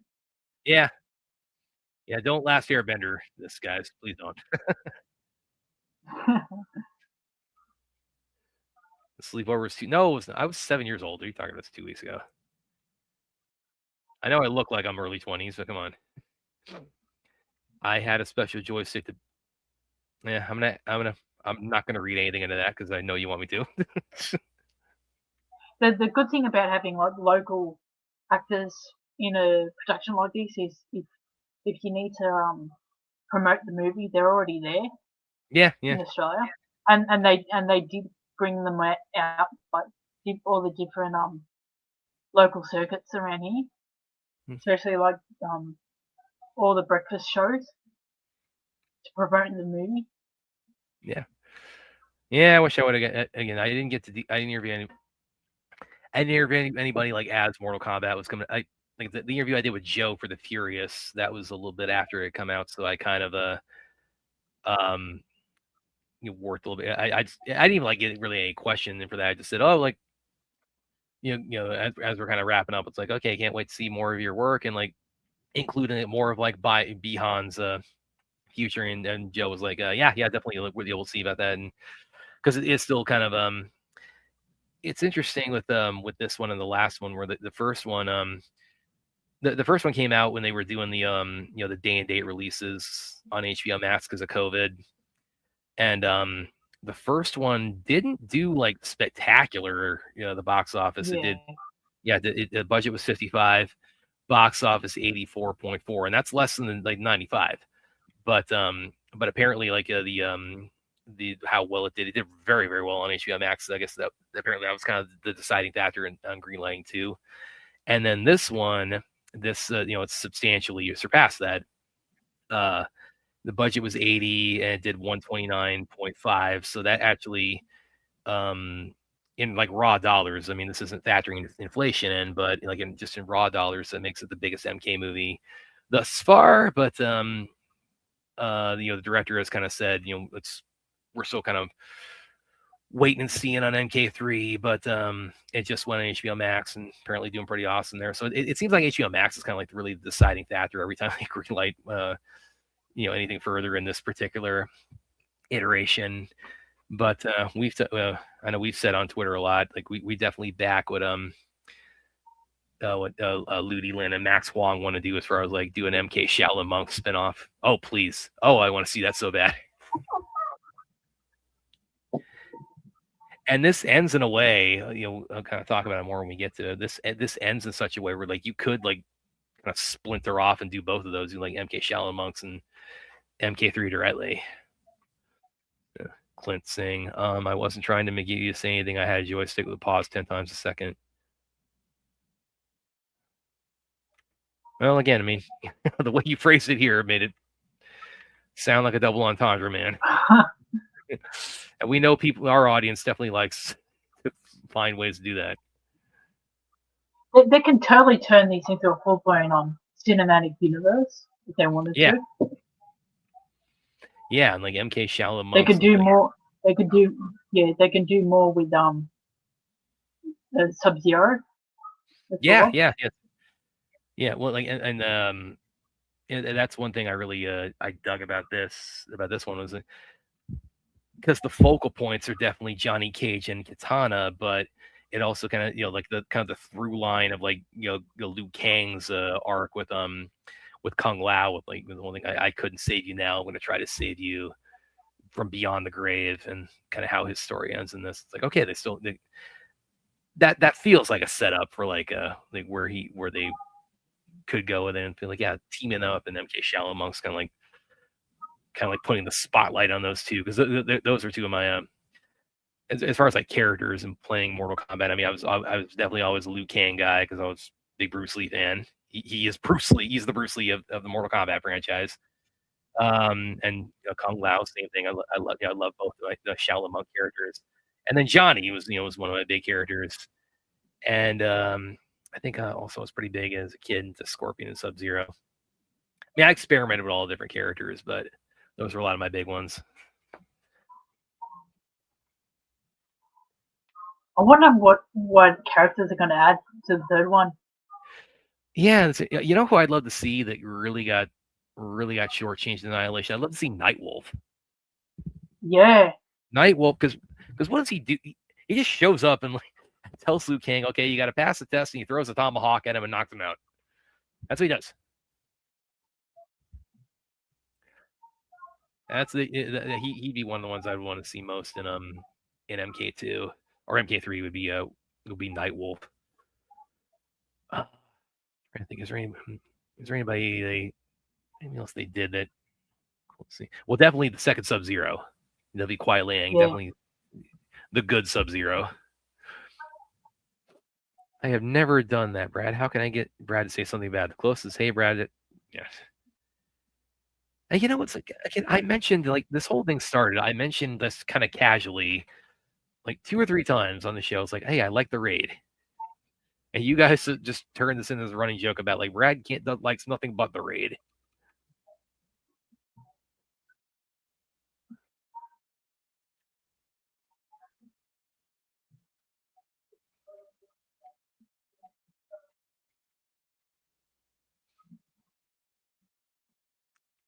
See what else you got here in the comments. Brad and Aaron, the discipline seals. Yeah. Okay, yeah, I'm just kind of backtracking here. It's like the Aaron, the question she was answering earlier. We're gonna end up going back because Seagal, see, he's best known for his Aikido. He also purportedly has black belts in Goju, Ryu Karate, in Judo, and in Kendo. I would definitely question at least 2 of those. or put it another way, it's like I wouldn't. I would question his. I would question how proficient he is in at least 2 of those because Goju. I mean that's again that's a lot of punching, kicking, a lot of it's in the lineage of karate, which is definitely not his skill set. No. And judo, same thing. Joe Taslim was just doing a whole lot of judo in the Furious that we just saw, and that's again definitely does not play well into his skill set. Who would you call? Who would you cast as Curtis Stryker in the third one? Yeah, that's interesting. I remember the web series Eric Jacobus. He's a YouTuber and one of the indie action guys. He was a striker in that. I got to interview him about that about 10 years ago, and that was pretty fun. But who would be a good striker? Well, in the interest of our never-ending effort to bring Scott Adkins, Brent Foster, or both of them into the Mortal Kombat franchise, maybe one of them. Yeah, I'd say definitely they'd be great candidates. They can get the put bleach in his hair. Make him blonde. Not hard to do. Well, and Stryker, he's interesting because he's the only Mortal Kombat character who doesn't have any kind of special ability. So he's entirely reliant on either his fighting skill or his kind of his weaponry from his police background. So in some ways, I think that might be kind of flattering whoever you would cast as Stryker, because then it's like, okay, you don't have powers, but your fighting skill is so awesome. They can have him more grounded, make him a friend of Cole Young. Yeah. They knew each other and stuff. Yeah. By the way, real quick, the gentleman playing Shao Kahn in this movie, Martin Ford, he's a bodybuilder of tremendous stature. He's 6'8". It's just big dude, and his first real kind of big splash he made was opposite Scott Adkins. He was the villain Koshmar in Boyka Undisputed 4. So that's where I first saw him, and he's brought in a lot where you need a villain who's like a big and strong, big muscle guy. I mean, I can't imagine after this, if that Deathstroke and Bane movie ever actually theoretically becomes something, it's like his name's got to be in there somewhere as far as a consideration for Bane.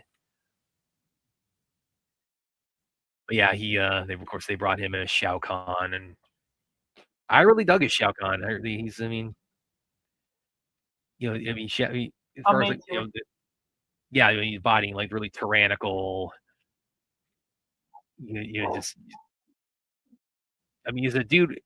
It's really funny how we are watching 2 martial arts flicks tonight that involve people wielding hammers with the Furious and MK2. Yeah, but that's his signature weapon, and again, didn't end quite. Even with all the rumors, kind of circulating around Cole, I didn't think he was going to die in this. I thought he was kind of becoming more of a side character, and I certainly didn't think he was going to die as definitively as he does. Yeah, I was shocked. I was like, oh my god. Well, then not only that, he shoves his body in the first one, and then they killed him off in the sequel. Yeah, not only that, then he scoots his body into that pool of acid. That's of course that's a stage from the games. That's where I say Lewis, he must have been a really good sport about this. But yeah, he's still doing stuff. He's gonna remember Scott Adkins' directing debut coming up called Brawler. He's Lewis's part of that. So yeah, Lewis, he's still doing. He's still working. Yeah, he's still doing good. But and again, Oregon, what Zack Snyder did was was a really good sport of him to change the title of his movie to Brawlers. Yeah, Brawlers. Yeah, I mean.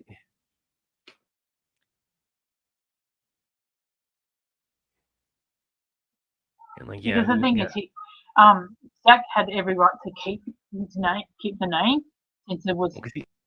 He's got the UFC backing it. Yeah, it's the UFC backing on that too. I mean, yeah. Yeah. It really shows you that he independent filmmakers. Yeah. That he's willing to change the name of his film.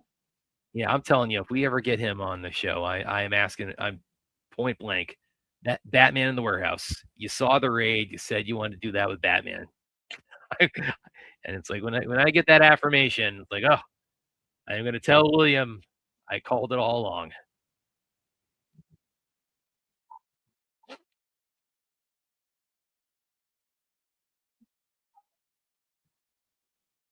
Yeah, again, this death, Cole's death was like. Okay, wouldn't the tournament be null and void since he's pretty much cheated? Oh shit! Yeah, it's interesting because he's using the amulet of Shinnok to grant himself invincibility. Yeah, that's interesting. That'll be like performance enhancing, pretty much. Yeah. Yeah, that is like a supernatural equivalent to performance. Yeah, I mean, yeah, I would say so. I mean, the only thing I could say is if you're gonna do that, make sure the elder gods don't know. Keep that hidden from the elder gods. Ooh, yes. It's kind of like in Annihilation, where it's they lose the tournament. Outworld says, "Well, screw it, we're just invading Earthrealm anyway." It's like, okay, we'll keep that hidden from the elder gods. Well, and you would think that would be how dare you do that to me? Yeah, but again, so one involves him leveling up with this supernatural tool, And then the other one is like just ignoring that the outcome of the last tournament. I would think that the latter would be like a lot more noticeable to the elder gods when they look down and see like, well, Earth Realm won and you just invaded them. What's going on here? Okay, and now we're at Liu Kang. This is my favorite one-on-one in the whole movie is Liu Kang and Kung Lao. This is my favorite one because this is part of it's like this is definitely the most Hong Kong-y. This it's a very Hong Kong-esque fight. Of course, this is a stage from the game, just like the last one was. And again, the fact that this sets up this through line for like how you could do like a Shaolin Monk spinoff.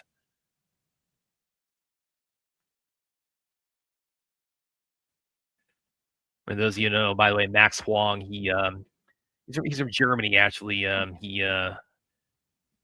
Before Kung Lao, he was a member of the Jackie Chan stunt team, and he made a big breakout as Kung Lao in the MK movies.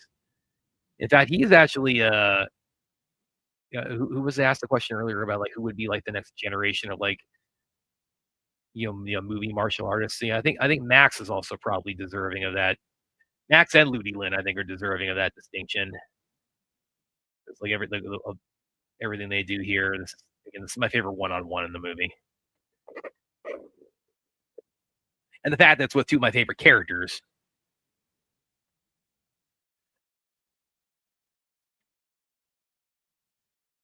Yeah. There's some Wing Chun right there with the chain punching. Yeah, this fight sequences was pretty insane.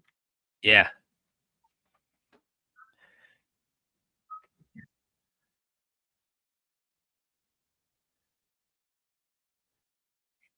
We got in the comments.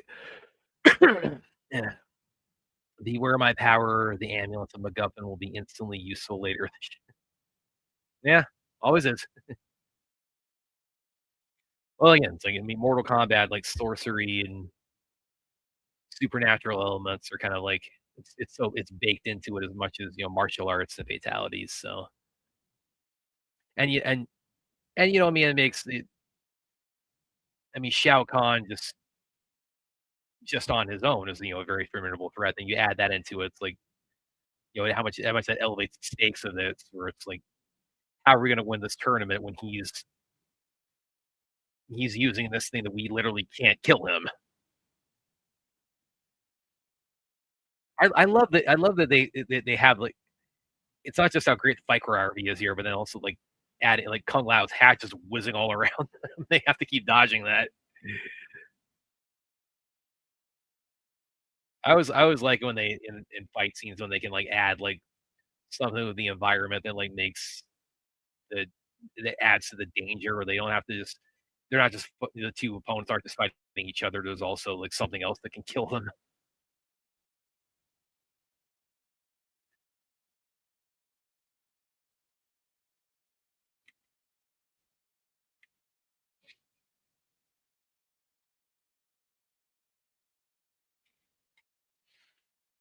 By the way, also Ludi, he really he you see from his arms, he pumped some iron for this. He really got the Liu Kang shape.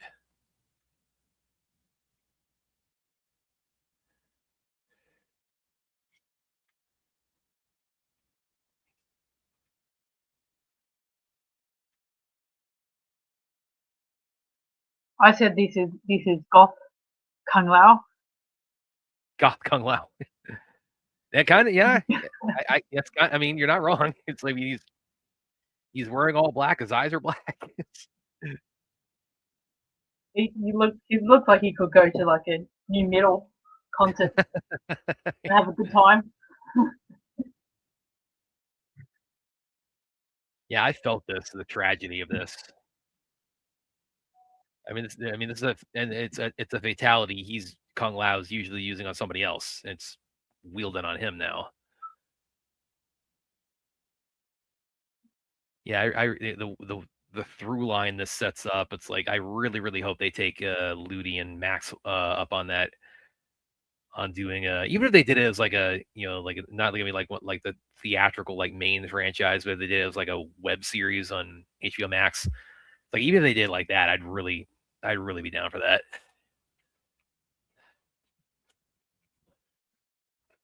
If that happens, we so need to have like a watch party for each episode. Oh, definitely.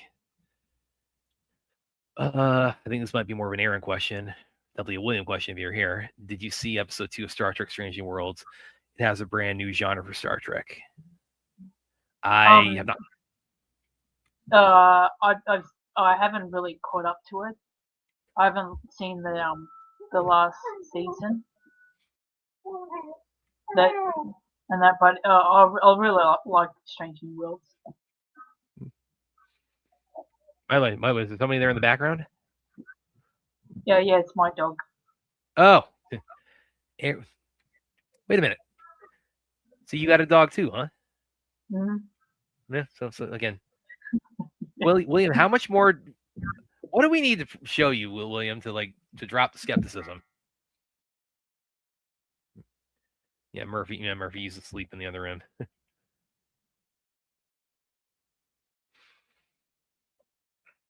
The name Stryker reminds me of that pilot character in the airplane movie. Yeah.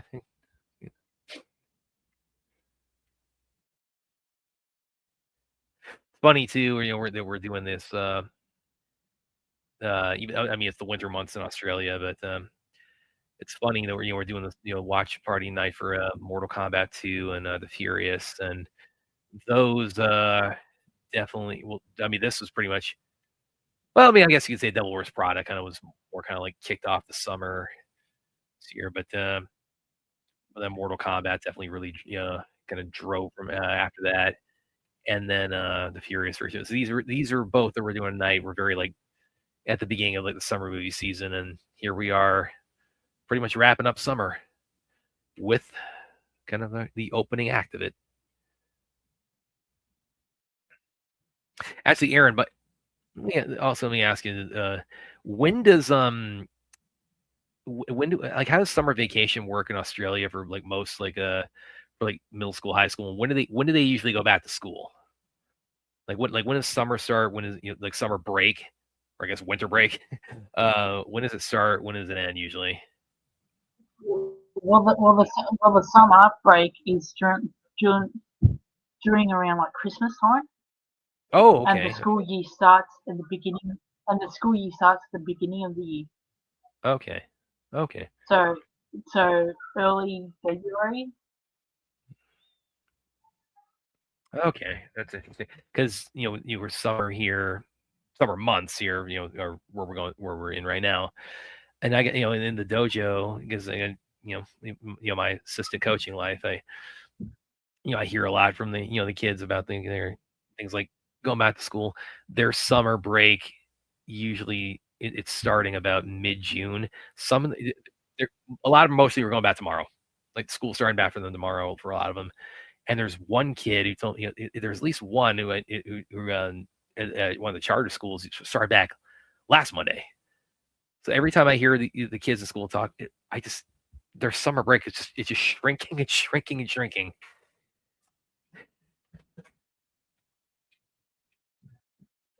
Well, our winter break is pretty short.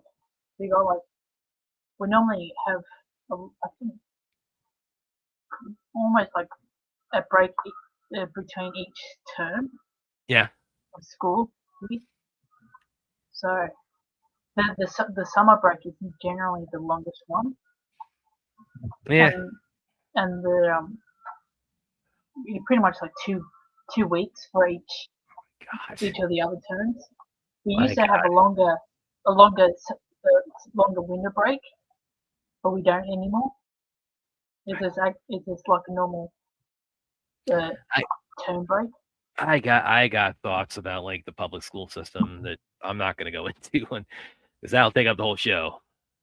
But yeah, I got thoughts. Not many of them are good, and part of it's like, what are they doing to these kids? Oh, it's the same here. They celebrate. Is this true? I'd imagine. Yeah, we do. It depends on the individual. Some prefer to just stay at home and have a barbecue, while A others barbecue like for to go out Christmas. to the beach and do some stuff. Look up, yeah. By the way, one, well, not not Aussie, but again in the neighborhood. One more to kind of add to the cast list you were listing off earlier. C.J. Bloomfield, of course, he's playing Baraka here. He hails from New Zealand, so again, a lot of the cast and a lot of the crew. Another Kiwi. That's cool. Yeah, a lot of from the general area, if not directly in Australia, or at least in the neighborhood. It's interesting too. I've seen like behind the scenes some of the makeup they do for like Baraka's jaw there. It's really kind of bad. You're looking that up, seeing the fascinating like how they apply that. And that's another thing I really dug about MK2 as well, is the fact that we finally cinematically have a pretty good Baraka, because he's in Annihilation and he's a Muppet there and he sucked. And then they had him in the short film Mortal Kombat Rebirth, and that was interesting. He was entertaining, but it was definitely a reimagining where he's like a mad scientist who surgically implants some blades into his arms. And then they put him into, I think it was season 2 of Legacy, and he's not very prominent in that, and it was almost like more like a Lord of the Rings kind of orc. So yeah, it really took until this one for us to finally get like a proper, like pretty awesome Baraka cinematically. Come on, he's like, for MK characters, he's got swords coming out of his arms. Gotta get that right. They gave him a personality in this movie. Yeah, and they made him totally enamored with Johnny Cage by the end. This kind of reminded me of too, Aaron, is because Liu Kang. It at first it looked like, okay, Liu Kang is gonna take on Baraka, and then he turns his attention to Johnny Cage.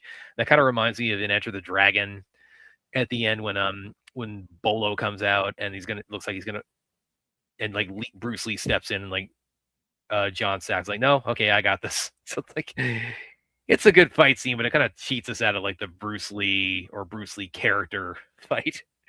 Yeah.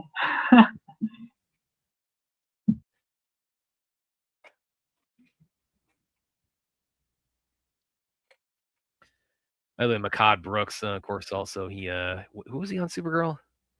It was Jimmy Olsen on Supergirl.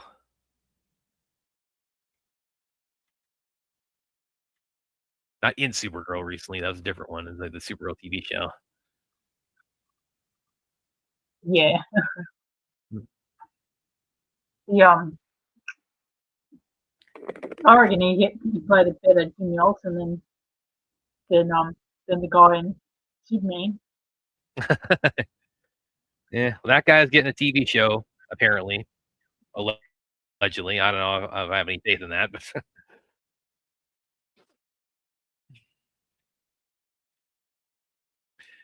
Oh, and here's another little bit of trivia too, like the Johnny Cage fight in this, when he puts on sunglasses at the end. I'll wait for him to come back to that.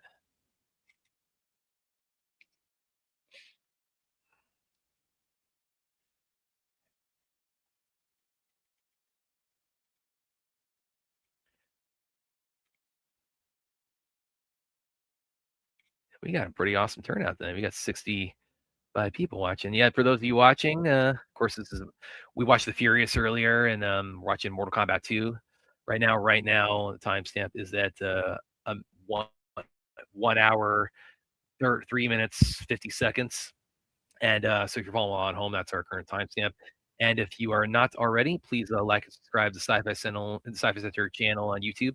And also, although Little Movie Perp left earlier, go, if you're not already, like and subscribe his channel on YouTube as well.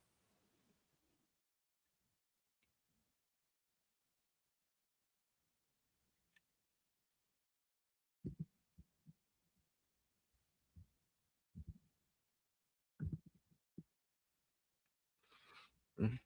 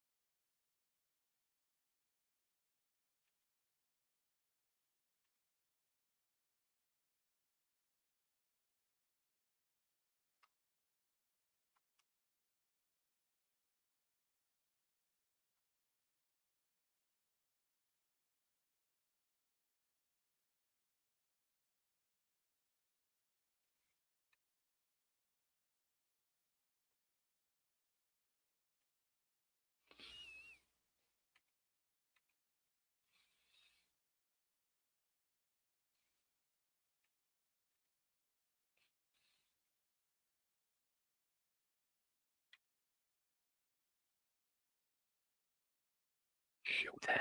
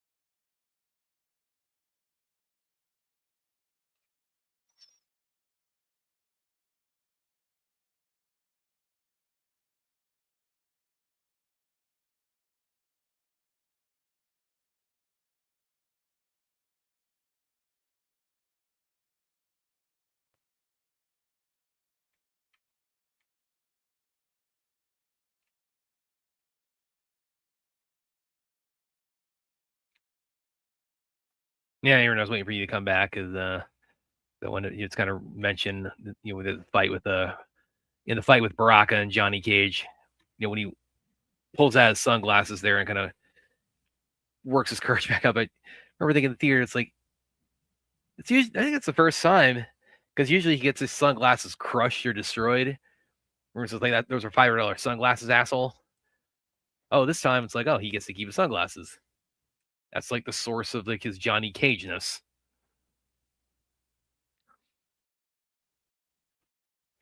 Tiny balls and yeah, lovely name, dude. Are they going to make MK3? They're still kind of the director Simon McQuid. He said there's still kind of having discussions about that. He said something recently to the effect of like let the whole cycle kind of play out, which I took that to mean they're kind of similar to the first one. It was out in theaters, now it's on home media, now it's on HBO Max. And they're kind of like letting the HBO Max is kind of like the deciding factor on that, some of the first one. So that's where I took from that. So I mean, I would guess based on the reception and the box office and the overall performance of this surpassing the first one, and I would lean towards yeah, but again, can't call it right now. I definitely want there to be a 3, and I definitely want there to be Shaolin Monks spinoff. So, but we're gonna have to wait and see for them to announce those because I think it was even like with the first one before they announced this one. I think it was even like it wasn't until like maybe like a year or so later where it was officially confirmed that the MK2 was yeah, it was. I'm looking at it right now on Wikipedia. It was about a year later when they officially confirmed that 2 was happening.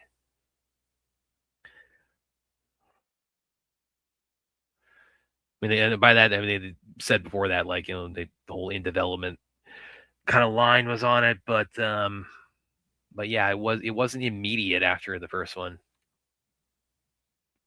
But I would lean towards yes, and I definitely hope they lean towards yes to both the MK3 and to MK Shaolin Monks. I'm so glad I didn't pay for Masters. You sound like who was it? Bell Rev. Yeah, she was in the chat a few nights ago where she just saw it on Prime and she didn't like it. I mean, it's campy, it's goofy. It could be for everyone.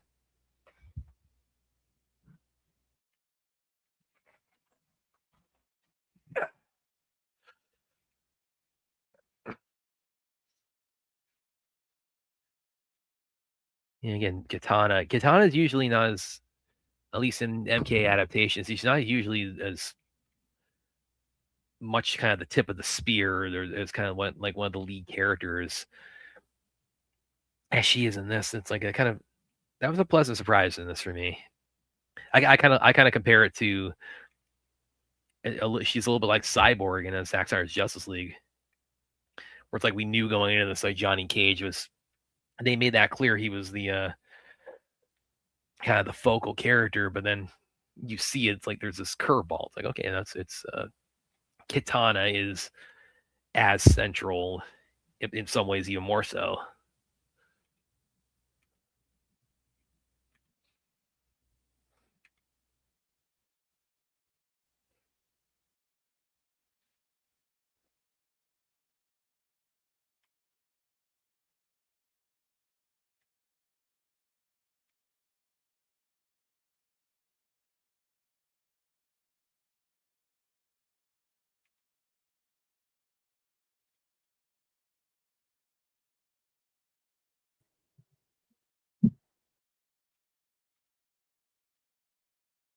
Kitana, she's the character you always use? Cool, man.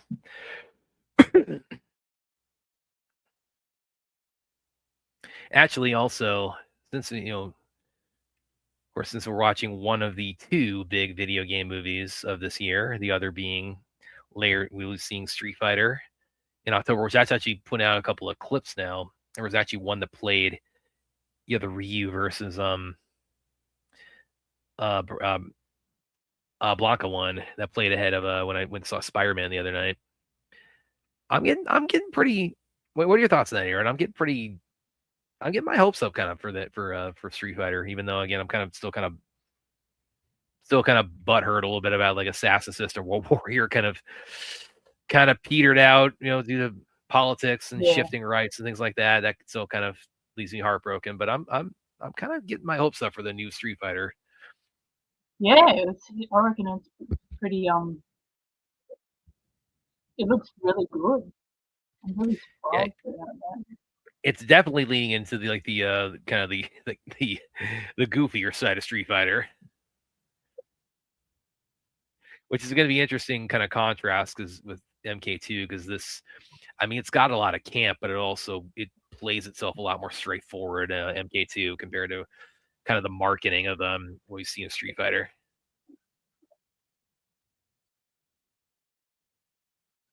It looks a very good graphical.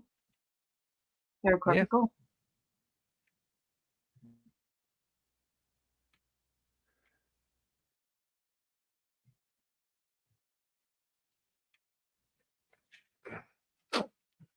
And actually, also there was Liu Kang's outfit here too. With the he has the white sleeveless shirt, and they had that in the first one, but he has his red headband from the games in the first one too. That kind of annoyed me in the first one because it just made him look like Ryu to me. So, a lot of people said that. So in this one, they decided, okay, we'll have just the white. You won't have the headband. We'll have the red sash, and we'll have the white top. And okay, that works. Yeah. When speaking of characters too, like coming out for the Furious. Not everything has to be like their exactly like the game anyway. Yeah. By the way, speaking of character coming off of the Furious, I mentioned that I didn't expect Joe's character Navin to die in that. I wasn't expecting in this that Jax was going to get killed, like he's about to happen in a minute here.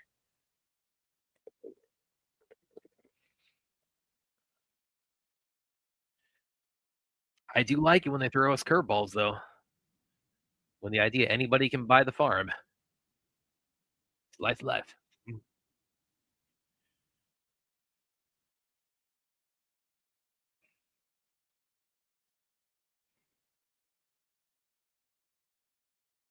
I do also like there was a lot.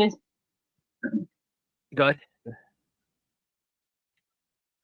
I said there's been interviews with both Carl Urban and Jessica that they both want in the third one for both their characters to be an item. Yeah, because they do definitely hold off on the Johnny Cage and Sonya Blade romance. I mean, they have a daughter in the games canonically.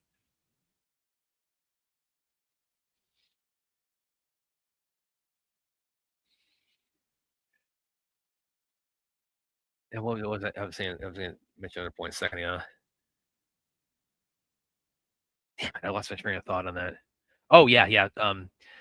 I do also kind of get the impression with some of the cast, like the cast who were didn't come into this as martial artists. They trained for the movie. I do get the sense that they probably had more time to train and prep for it compared to the first one.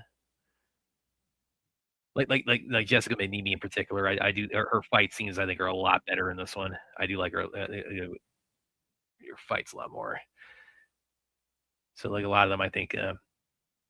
Actually, also when you stepped away a minute ago, when the Johnny Cage and Baraka fight was happening, I really like that part, but there's one part in it that just, oh man, it's like the one blemish on it. It's when he does like the backflip and kicks him, and he puts his foot out like this, and then he front flips again and kicks, and it's like it's not like terrible, but it's like a little bit too obviously wire work and a little bit too, it's not like a Johnny Cage move. So it's like the one moment that kind of takes me out of that.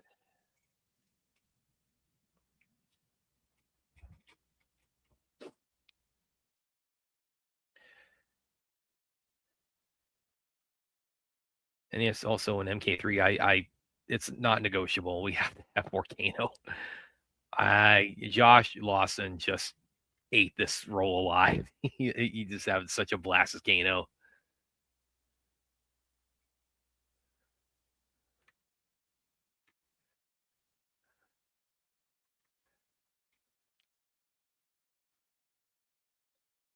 They were actually promoting the film together, and that, and they were loving the like interview and stuff they were playing up with all the journalists. Yeah, well, that's another turn this that I wasn't really expecting was when they and they said most of their dialogue between each other was pretty much improvised. Improvised, yeah. Oh, yeah, I get the sense that it was, yeah, because you get that feeling. I didn't have like I wasn't expecting like Johnny Cage. I mean, the trailers, I guess, like show a little bit of them together when they get to the Nether Realm, but I wasn't like expecting like a proper like team up with them in the finale. And it's like, actually they go pretty well together. So it's like a buddy duo, and like Johnny Cage of all people is like the straight man in it, which you would like definitely wouldn't like. He's usually the comic relief.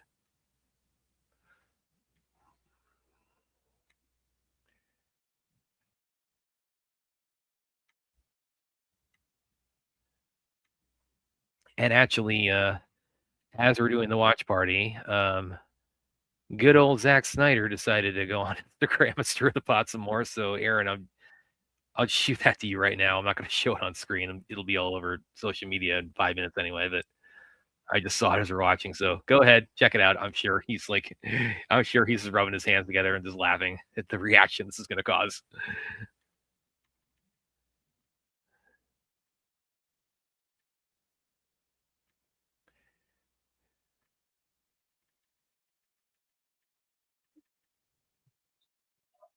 So it's out on it's on his social.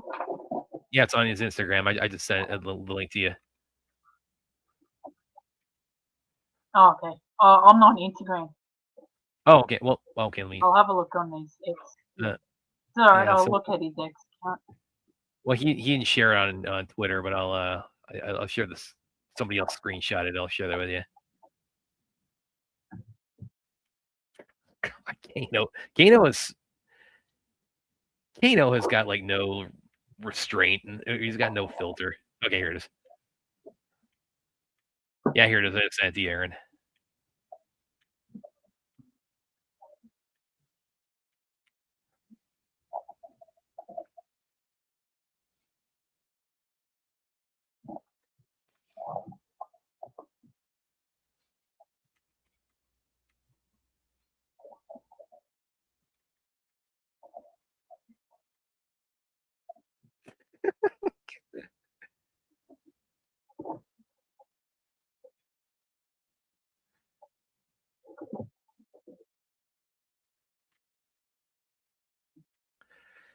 In MK3, it should start with Johnny Cage getting an Oscar for it. It's funny you should say that, Forrest, because that's another thing I thought would be kind of interesting. They could, again, this is not like a mainline kind of like franchise thing, but I thought they could do something kind of similar to like remember like Lightyear from with Toy Story. Like, what if they did like an in-universe like Johnny Cage movie? Like, what if they said like this is like a movie, like a Johnny Cage movie in the Mortal Kombat universe? I was kind of wonder if and it wouldn't have to be like just like the games. They also what if they did like one of the games where it's like you're playing a game that is a Johnny Cage movie? Like they should do something really meta with Johnny Cage in the franchise. I feel they've kind of neglected that.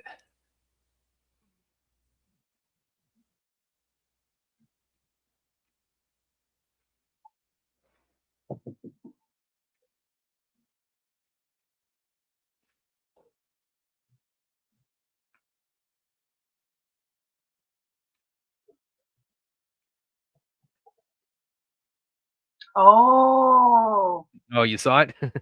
Yeah, somebody's already screenshot it. Yes. Oh, how could you not love that man?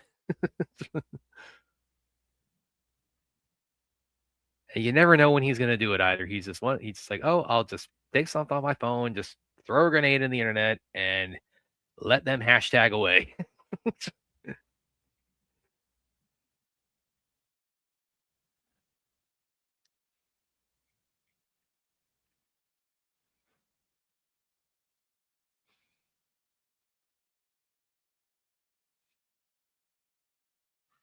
They're about to transition into the realm here, and this is something actually I pointed out in the review I wrote on KFK, and I mentioned this. I think you on social a couple times, Aaron. Where this is the first, unless I missed something, this is the first martial arts film I've ever seen where like the final showdown takes place in hell. Like it's literally in hell. These dudes are having the final fight.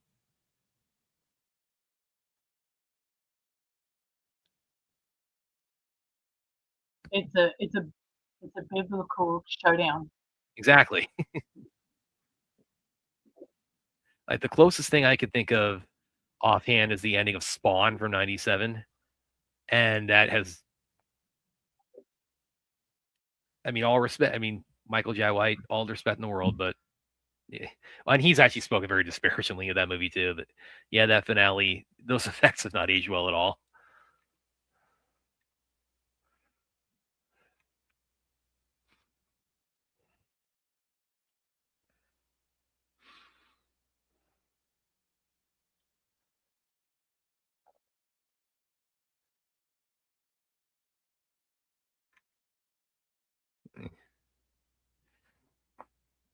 Hmm. Yeah, great hashtag there.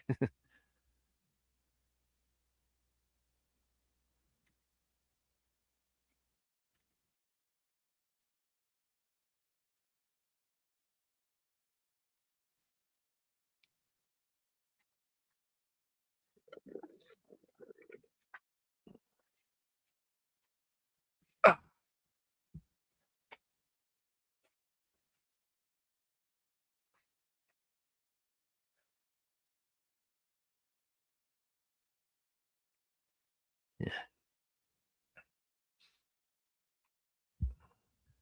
I don't know. I feel like teasing William right now and like DMing him and saying, "You sure you don't want to join us for this awesome action-packed finale?"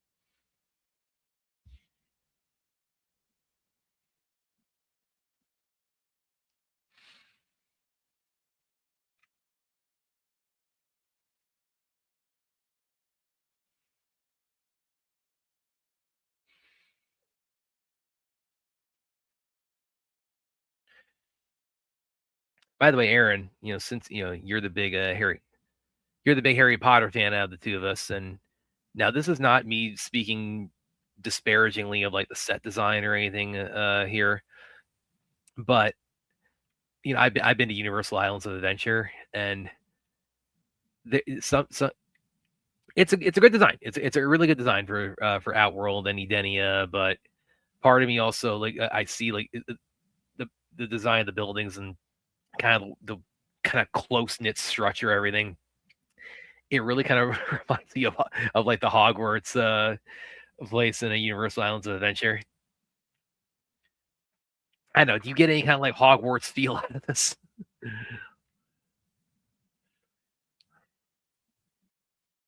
Yeah, they're especially with like where he's finding Jade. Yeah. It's not. The design's great. I'm not. This isn't me like talking down on it, but just like something about it, it just takes me back to that. I don't know why.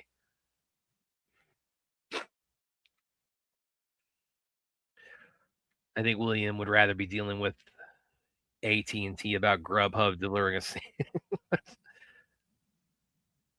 That's a good point.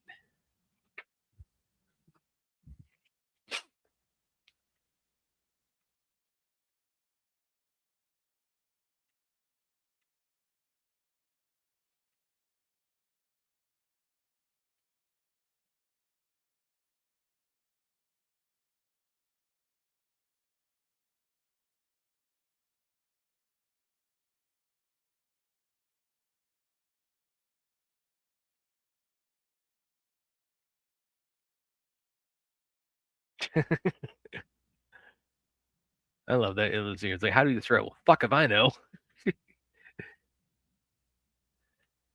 And of course, I'm sure everybody picked up on the whole thing about this is like the Ring of Power, like nod that to Carl Urban's early career in Lord of the Rings.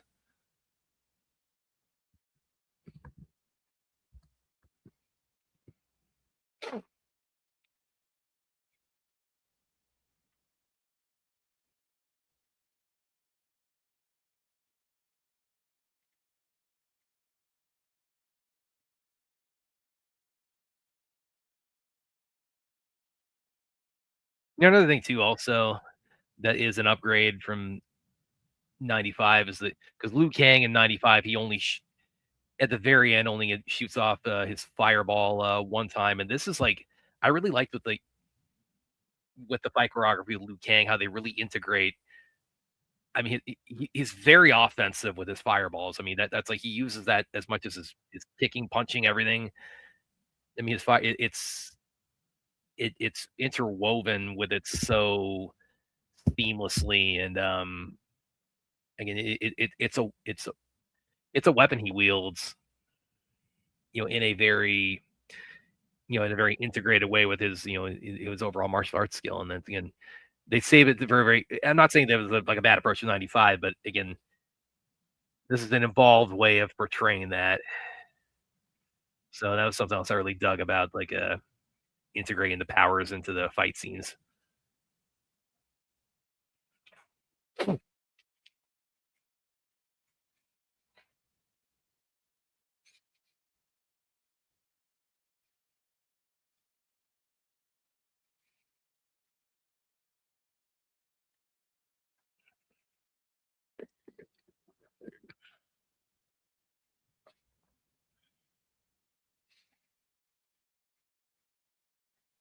I'm waiting for Universal to have like Outworld's land or something.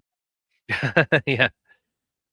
Well, that's the thing is, Warner Brothers. Well, I mean, we got. I think the closest thing is like Six Flags, but they don't have as much of like a dedicated theme park side of them as like Disney and Universal do. Yeah. Warner Brothers Movie World. Yeah. Oh, I remember when before I get into that, yeah, come on. I mean, this part's just straight up telling you, it's like, oh, this is just saying, this is not the end. Yeah, this is straight up telling you, yeah, MK Shaolin monks, come on. Yeah. What Liu Kang does It's here, pedaling. exactly. Yeah. Yeah, like I said, our audience, they love double entendres. Listen, it doesn't have a name like Hadouken in Street Fighter, so we got to call it what it is. Which the only name we have is to go with the fireballs. Yeah, we really need a Johnny Cage movie as well. Yeah, like I said, it's like it'd be. I mean, it'd be interesting if they again. It's not something you could do like as part of like a part of like the linear like progression of like the mainline series, but again, I was comparing this like Lightyear with the Toy Story, where it's like imagine if you did like an in-universe Johnny Cage movie, Yeah, like that. Yeah. Citizen Cage or Uncaged Fury, like, and we saw like a bit of Uncaged Fury in this at the beginning. Like, what? Okay, imagine you did that, like an actual like showed us like a whole Johnny Cage movie, and I think they did that with one of the animated movies too, didn't they? They did something like that. Yeah, they did. I haven't seen it yet. I'm still going through all the animated stuff. Yeah, yeah, it was Johnny. See real quick. Yeah, wasn't that Cage match? Yeah, I think that's what Okay, it's called. so I still got a couple of the animated movies to go to watch. So, and that's pretty much all the Kombat media that yeah. I've seen. Yeah, I've only seen the first as far as, like, the animated movie, I've of the last couple of years, I've seen Scorpion's Revenge, that's the only one I've seen of, like the current ongoing animated ones is Scorpion's Revenge, which is pretty good. I think the last one that I watched was um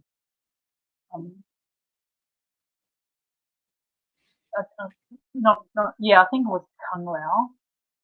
I think my name come out. Oh, and speaking of, we'll kind of bring it back to DC because those are kind of intertwined on the, at least on the gaming side with Warner Brothers and the offhand, like the last DC animated movie. I don't know if it's the last one I saw, but it's the last one I really loved was Apocalypse War. And that was actually like right when that dropped. Yeah, that dropped right when COVID was like, we were like 2 months into COVID. We need a watch party of that with William because that was like, I dug the hell out of that. That was, and the and that also came like literally like 2 weeks before we got the Snyder Cut announcement. Yeah, I clapped at that part right here when you the kid over here. We did one watch party for one of the animated movies for charity. So yeah, we do that for charity. Yeah, we definitely do that for the charity stream. Yeah. like which ones? I know we've done Dark Knight Returns. I think that's the only like DC animated movie we've done watch party for is Dark Knight Returns. One of I can name offhand. I know Phil was here for that one. Clint, Clint, you are just the epitome of maturity, Clint.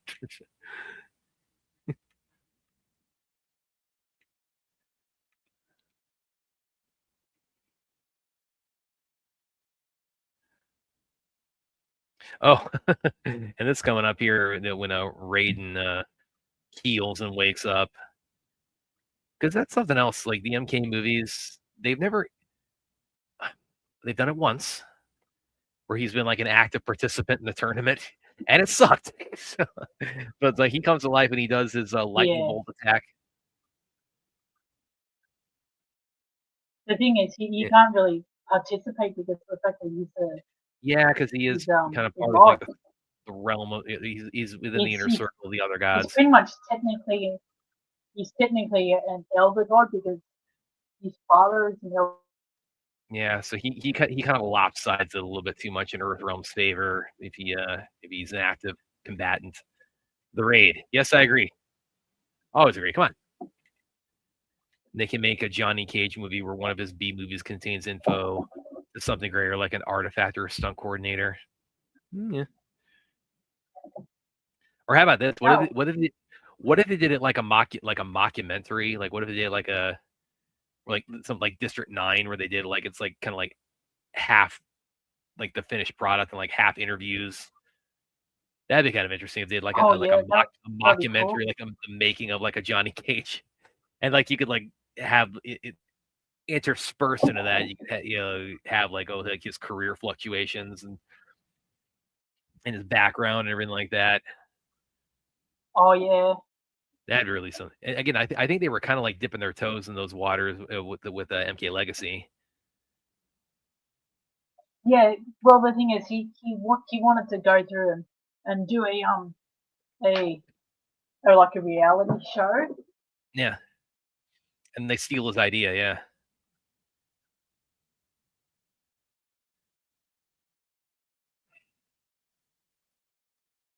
I like how his sunglasses his colors. Yeah, the only movie so far where his sunglasses don't get crushed.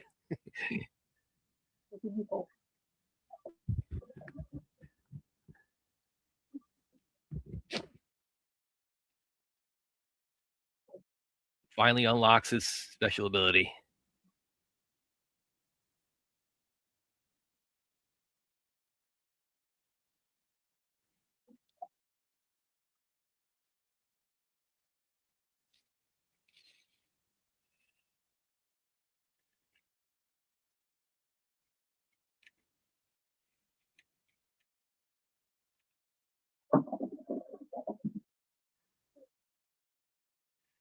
You should be dead and you should be right. Yeah, that's a good one-liner.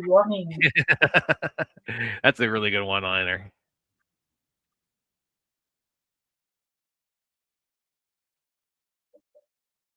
I love the fan. I've actually seen like live people like a woman do a demonstration with with the No, fans at a yeah, tournament, there's and it's students in so my school that have beautiful. done that. Yeah, there's I've seen quite a few students in my school where they do weapons forms. I've seen ladies that are doing the fan forms. It's beautiful.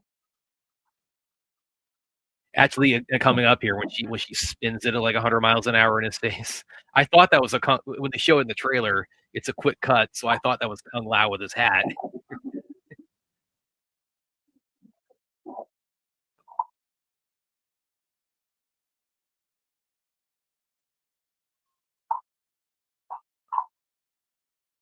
Yeah, see that right The there. good thing about the good thing about when I was in doing competition at that particular time, like I wasn't competing against her. There was Yeah. doing the fans. So if I was, she would have beat me in demonstrations Yeah, because I just had my my bow.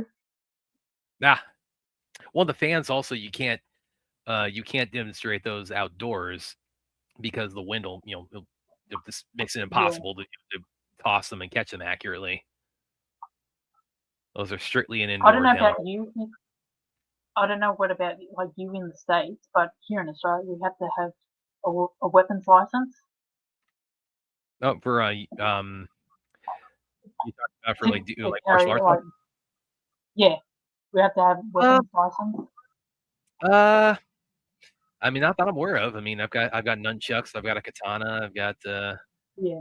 I got eskrima sticks. Now my sword it's aluminum and it's not it's not like you can't cut anybody's head off with it. It's not it's strictly for demos, but Yeah.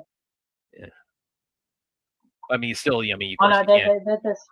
that is very when it comes to that type of stuff, they can be pretty strict. Oh But God, I'll tell you what, it's not as. But oh, I love that part. yeah, that's a hell Ooh, of a fatality there. yeah, it reminds Where, me of Kill Bill yeah, Volume. oh, it's because the amount of blood definitely. Yeah. But I'll tell you what, it's even stricter in the UK. It's pretty much like the former prime minister has banned people carrying um katanas. Yeah, well, my friend Yeah. Mike, he when he moved up to Massachusetts, he got a katana. We went to when we went to TampaCon, and then he moved up there, and he actually had some trouble. He couldn't put it on the plane, so he had some trouble like shipping it up there. He legit had some. He had to go jump through some hoops just to be able to ship this up there.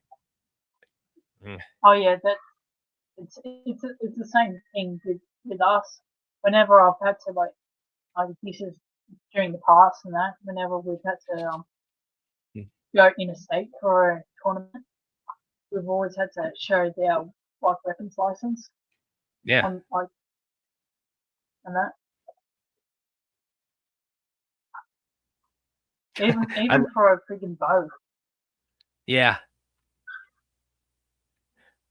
I love the end monologue here where like it starts out like a very you think this is going to be like the really profound kind of monologue you hear at the end, and then it transitions to him like he's talking to Baraka, and he's like really revamped the story of the tournament to like highlight his how awesome he is.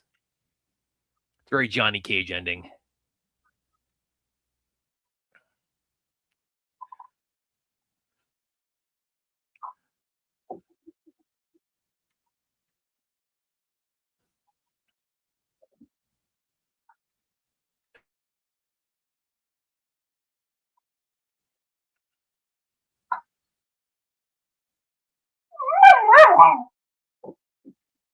Hey, doggy.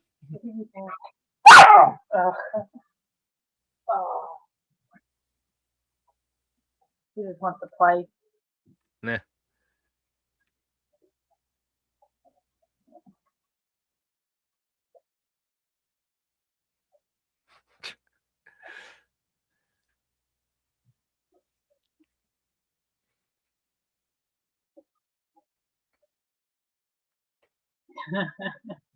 Perspective.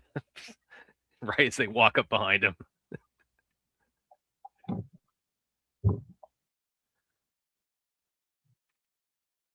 By the way, the way he phrased there, I think with the wisdom bub, because Karl Urban's been fan cast for Wolverine. Whenever that day comes, whenever that day comes when Hugh Jackman is no longer Wolverine. I think, to be honest, I think Hugh Jackman should have left Wolverine years ago. Well, he did, and then they came back. It's made it even difficult. Somebody else is doing. Yeah. You thought that Logan was his swan song and X-Men. Oh, I'm coming back.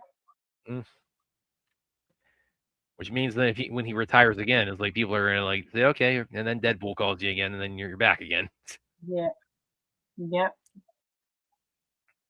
But yeah, Karl Urban, I could definitely see him as Wolverine.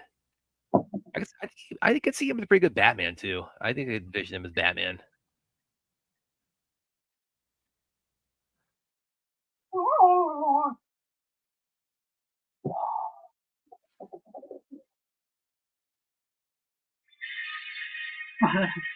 And then we can kill Kano. Yeah.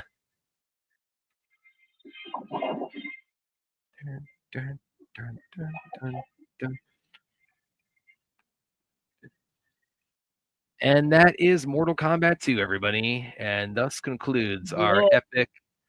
Yeah, he could be a good Hawkman. Yeah, maybe. But yes, it concludes our epic, somewhat delayed, but very much worth it double feature watch party of two of the best summer movies and two of the best martial arts flicks of 2026. Those, of course, being The Furious and Mortal Kombat 2. Yes, I would definitely. I'm sure William and I were going to do probably at the regular show, like next hour or so. So I'm going to sign off and get ready for that in a little bit here. But I would definitely like to thank Blue Movie Perp here for the Furious earlier, and of course Davey Sis from Australia joining us for this. And thank you. Finally, my first solo hosted watch party on the Sci-Fi Center, and hopefully the first of many. And we'll let you guys know next one I commandeer from William when that time comes. And all 69 of you watching right now, just one more mention. Yeah, just one more mention. Well, first of all, one more mention of, let me scroll back up here. Where is that link I put? Damn it. Why does it always go out of the way when I want to find it?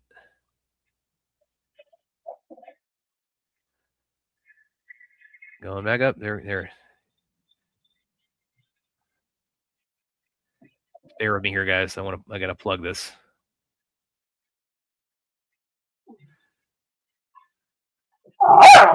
Yeah.